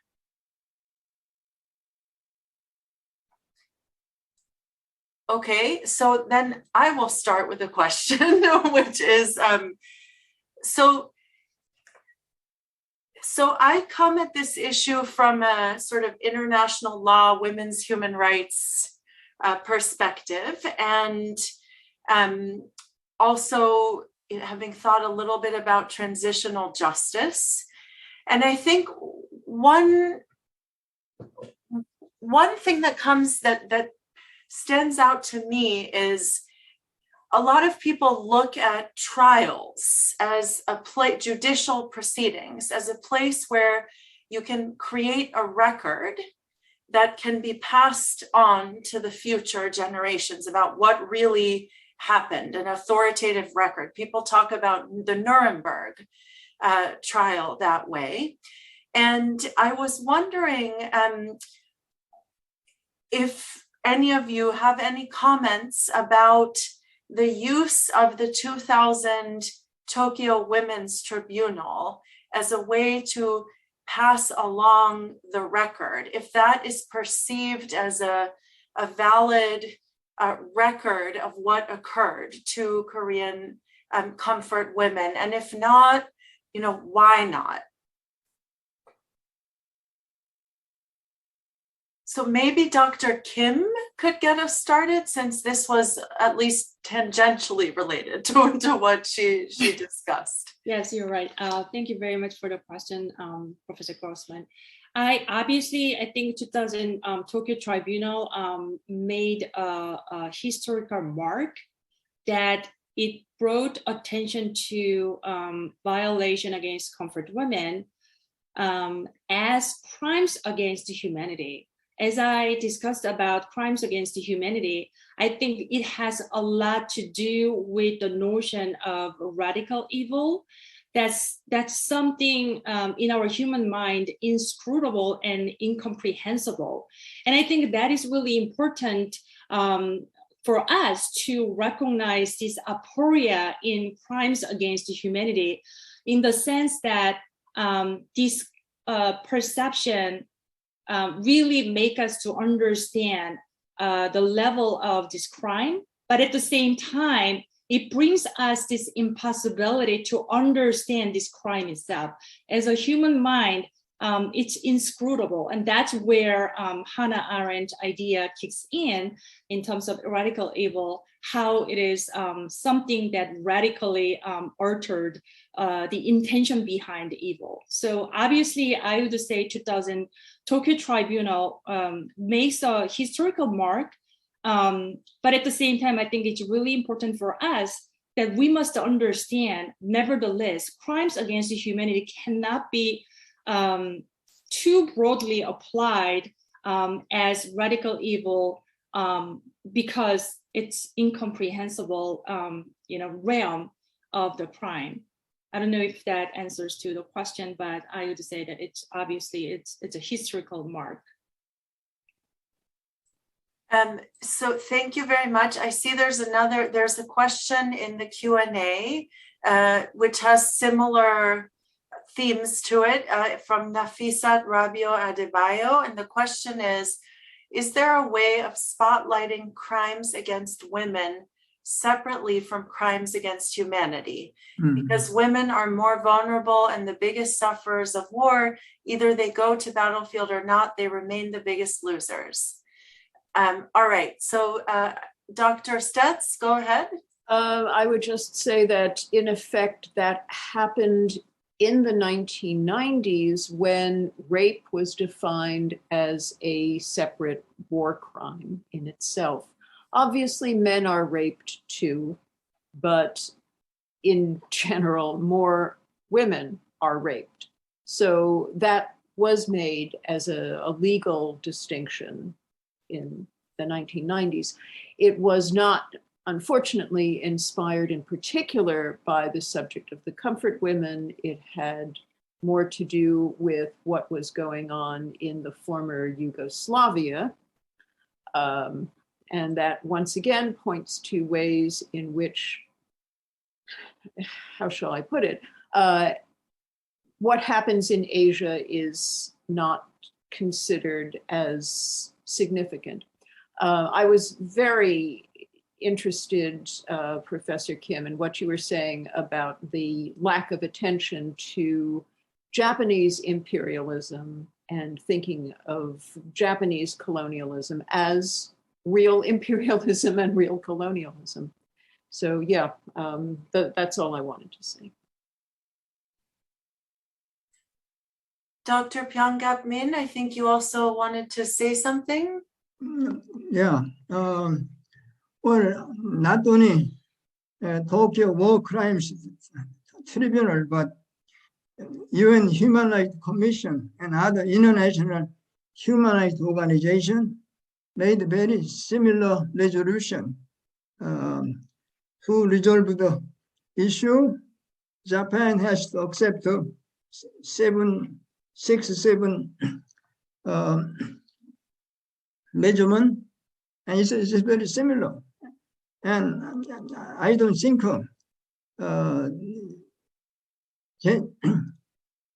general public who are not familiar with the international law, they don't understand. If they just pay money, it's, they solve it.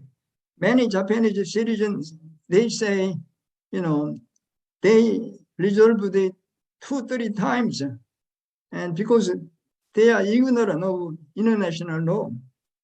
And very similar resolution is a violation of several international conventions and violation of anti-sexual slavery, and it's a crime against humanity. Very similar measurement, yeah. And simply making apology, saying, Abe says, it, hurt me heart, break my heart to think about their misery. But that's not sincere apology. They have to acknowledge the crime, and the Japanese government and the revisionist, historical revisionists all the way, they never acknowledge it. So it's not sincere apology, even if they say, I am sorry. Huh?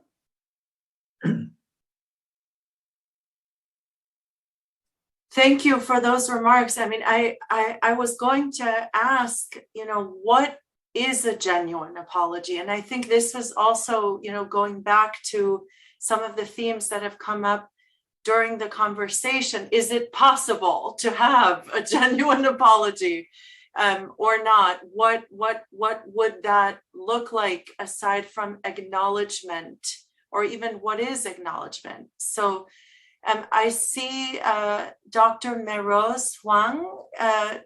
Did you want to respond to that? And then Dr. Stetz?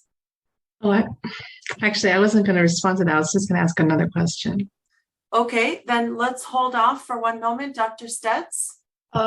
Well, the issue has never really been whether it is a genuine apology or not. It is what the source of that apology is. And all that has happened over the years is that a series of personal apologies have been issued by various Japanese government officials, prime ministers, etc., but never a full governmental apology coming from the government as a whole, acknowledging legal responsibility for having committed these war crimes. So it's not the sincerity, it is the source that matters most. It's rather than individuals, it needs to be a whole governmental acceptance of responsibility. That's my understanding, at least. Okay, I'm going to take one question from the Q&A before going to Dr. Meros Wang. So there's a question from the audience for Lauren Seward about her social media research.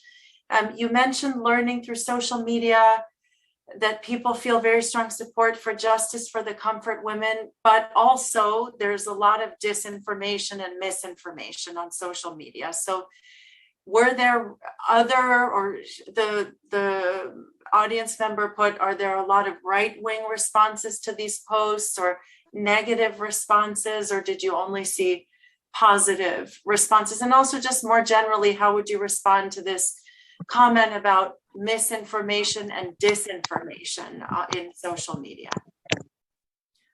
So yes, so social media, of course, is not perfect. We all know that. So I will definitely say that I did actually stumble upon early in my research when I was trying to actually even figure out how I wanted to approach the topic. I found a TikTok that was actually dedicated to saying that comfort women like wasn't real. So like it is out there. There are pages that are spreading disinformation and things like that. Generally speaking though, like on Facebook specifically, the pages that I looked into, the people who are following these pages are people who are actually supportive of the topic. TikTok is of course the platform that I kind of explained can reach a broader audience for people who aren't familiar with the topic. TikTok is interesting in that, generally speaking, the algorithm is only going to show you videos that you're going to like I mentioned. So it's pretty infrequent that something's going to pop up on your page that you don't like or agree with. That's a positive and a negative, because then you either stay in a bubble or you stay happy because you don't see negative comments.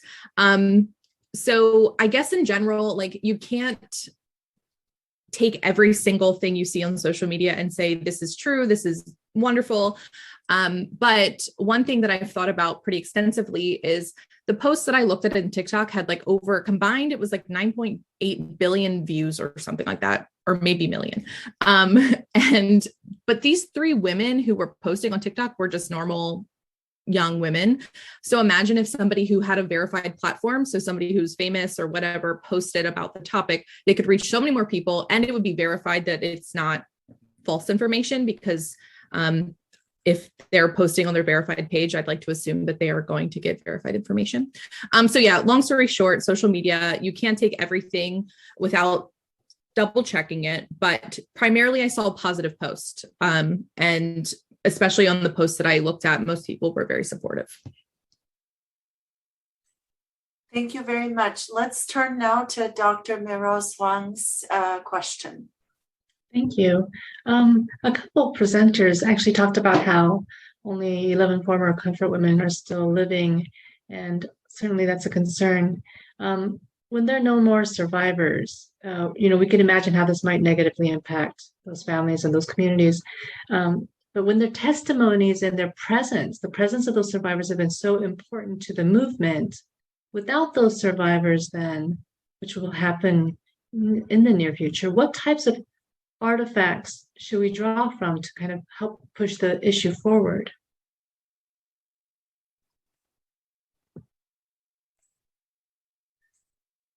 Okay, who would like to take that one? I see Dr. Joshua Pilzer wants to jump in. Go ahead. That's great. So since we're panelists, we can actually use our voices. That's great. Thank you. You may need to speak up. for pointing that out. So If you could get closer to your microphone, if you could get a little closer, that would be great. Can you hear me? Yes, but the closer you can get, the better we'll hear you. You're a little far. I think I might turn off. Okay, so I mean, part of my research has been about, you know, comfort women's voices, as some of you well know. So and I've actually been surprised all along at how rarely they were actually heard. Survivors' voices were actually heard, and how oftentimes the survivors, you know, for instance, at the Suyoshipe in front of the Japanese embassy every Wednesday for a very long time, you know, were brought and oftentimes very rarely handed a microphone, for instance.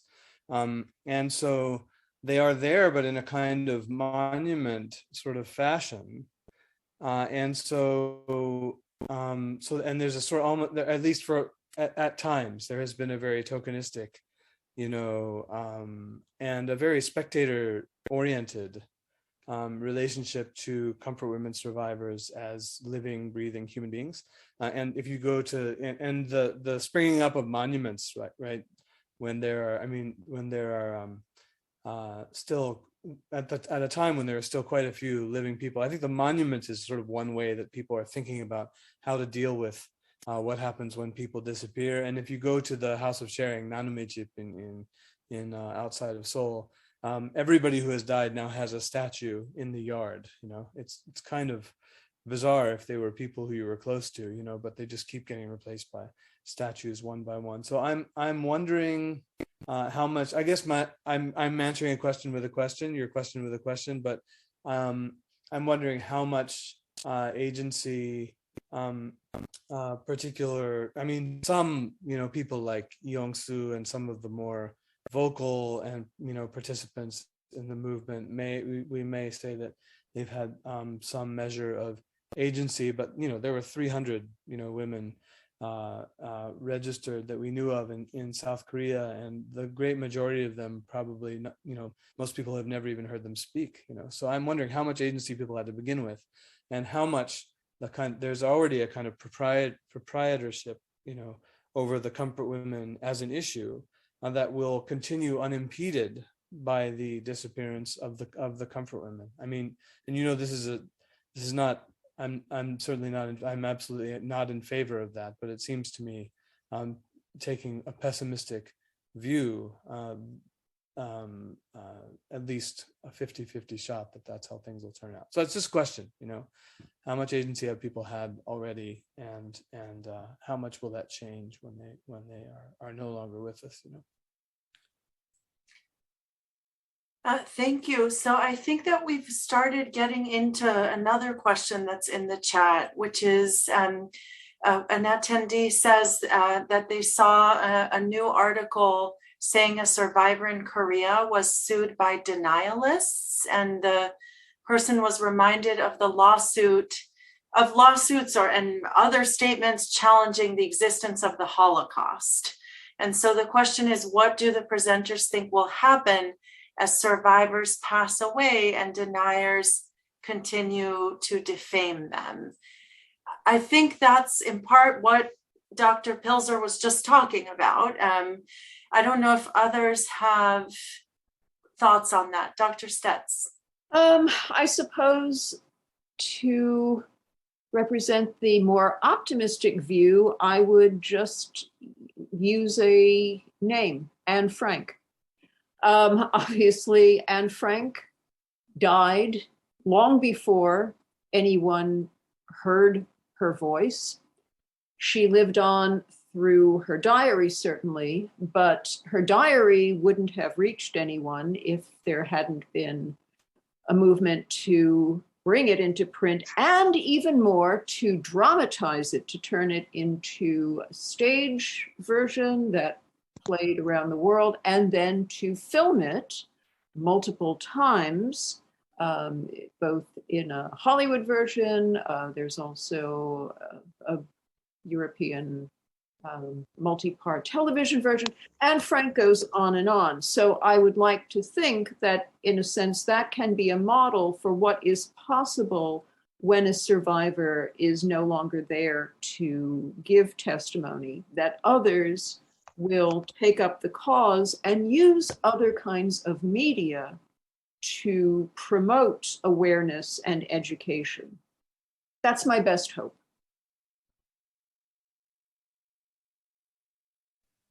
Well, I have a comment. In 1995, when Japanese government tried to resolve the issue with the Asian Women's Fund, that's a fund collected from general population, not government money. Korean Council definitely rejected it, and they told the Japanese government, we will continue movement for 200 years. And now, Japanese government, unless they change it, government system, but Liberal Democratic Party continue, and there is no chance they will make a sincere apology and acknowledge the crime. So Korean Council in South Korea, they should continue.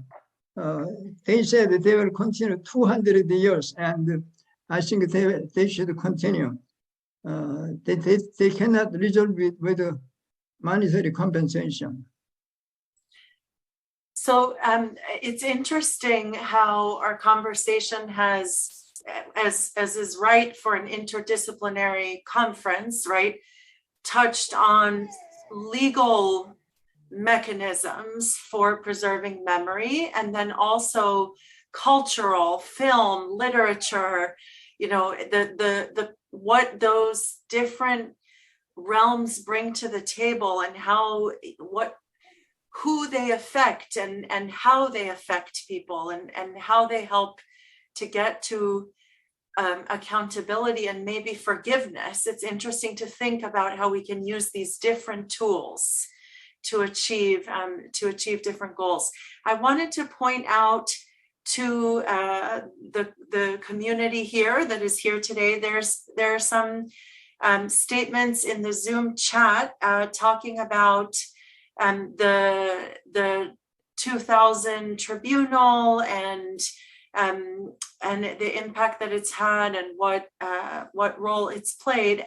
And also, I wanted to raise something that's both in the chat and in one of the Q&As, which is this point about comfort women having become is a highly politicized topic, and that it's prone to, this person writes, the whims of both domestic and international political agendas. And the person says, even though it should be treated as a grave universal human rights problem, in the chat, somebody makes the same point to some extent around the way that this issue has become politicized. And so the question is, what can be done with that, if anything?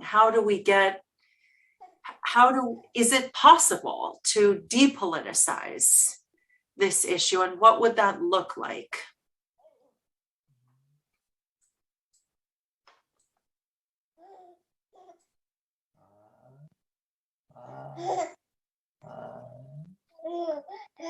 I hear a baby in the background, so that is the future generation that is going to be learning about this. But any thoughts about sort of the political context here, and if there's anything that can be done to depoliticize? I see Dr. Na-Young Lee.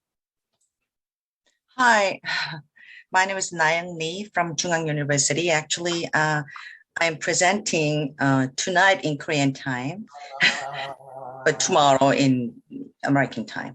So I am working now in the Korean Council, as you might know. So I learned a lot actually. And I want to respond to the question, how we can depoliticize the issue, because I don't know, but actually the issue is a politicized aspect, issue has, because it has been done by the colonial Japan, Imperial Japan's state issue, and also Japanese army's issue. And also it has not been resolved because of the international relations among the United States, Japan, and Korea. Actually, and so if the political atmosphere has been, disappeared, it can be depoliticized. So it is very complex relations, as you know. Right now, the American president has arrived Korea, and then he will go to Japan. So what has been done among three countries, particularly regarding comfort women issue. So we have to think about it, actually. Thank you, Dr. I don't know. It's a clear response to your, curiosity, but I guess you might know what I want to say. Thank you. Dr. Wang and then Dr. Kim. Yes, I don't want to be facetious here, but I think that there is also a danger to depoliticizing the issue, although obviously the highly politicized nature of the debate is really can cause a stalemate, as it has for several years here. But if we depoliticize the issue, like so many other issues have, then we I think the masses kind of just stop really caring about the issue. And there's I think also the risk of creating an apathy around something that we think is resolved, which in some ways this should never be resolvable because it is such a deep-seated systemic problem, and one that I think presents itself as a problem that can emerge again. And so in some ways, I would say that depoliticizing it, I'm not exactly sure what the definition of depoliticization is, but depoliticizing it presents a certain level of danger as well. Yeah, can I add just one thing very shortly? So as you might know, feminist history is to challenge the meaning of politics. I guess what perhaps the questioner was asking more from sort of a geopolitical perspective, like why is Japan asking for monuments to be taken down in San Francisco and the Philippines? Like there's a geopolitical dimension to this that I don't think the questioner meant to say like that we could remove this issue from the realm of politics. I don't even know what that means or what that would look like, but there is a geopolitical valence to it. There's a reason that Japan is taking the position that it takes, I guess. And so if one could understand better maybe where that's coming from, and if there's a way to address that, maybe that could reshape or reframe the issue. I see Dr. Kim had her hand up, so let's turn to her next. Thank you. I really want to ask I'm kind of piggybacking, like, what Dr. Miros Huang was talking about, like depoliticization is also dangerous.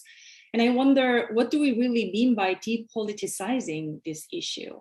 I don't know the answer, and I don't think that it is possible in a way that we imagine. But I think this political issue, as Dr. Grossman was mentioning about, I think this Japan's relationship with the US in this hegemonic, systematic like relationship between these two countries. And the post-colonial kind of dichotomy between West and non-West, and putting the East as exploited category, I think without destabilizing this kind of geopolitical landscape, I think it's going to be impossible to think about the comfort women issue within the system of imperialistic ideology. So I think the ways that we are talking about depoliticization of the issue is extremely punctuated by this post-colonial drama. So I think that is a problem which I see in terms of geopolitical relationships. Well, I want to respond.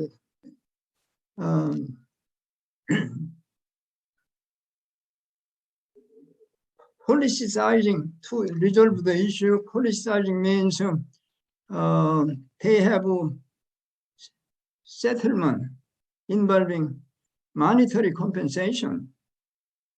And right now, this is not colonization issue.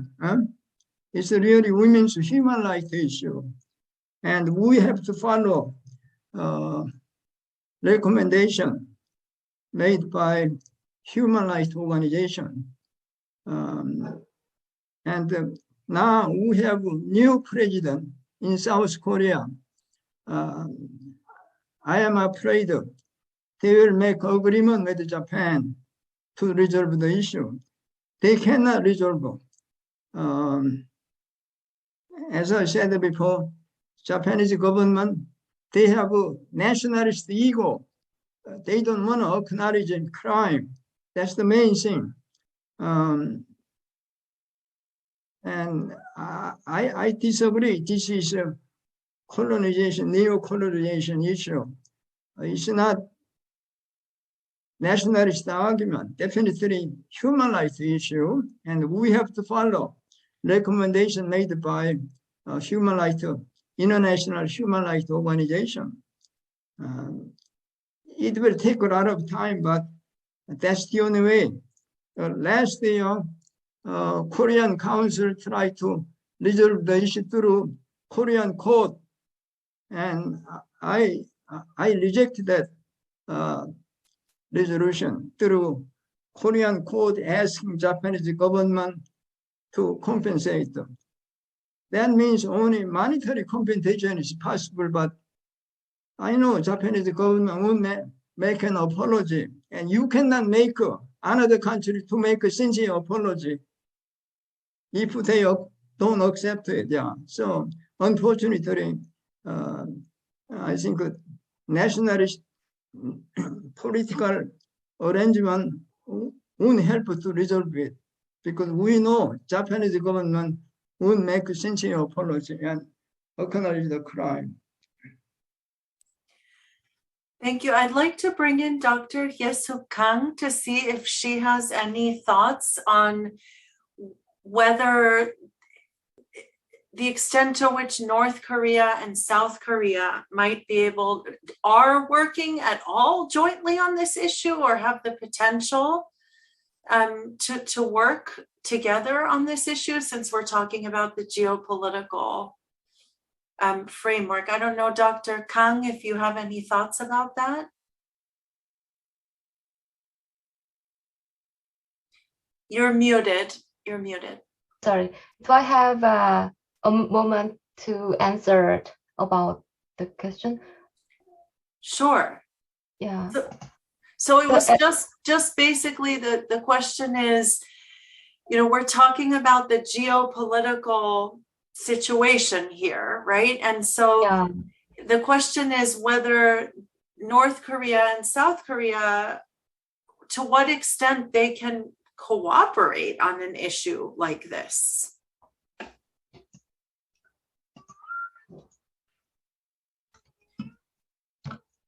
I don't know if others have thoughts about that, or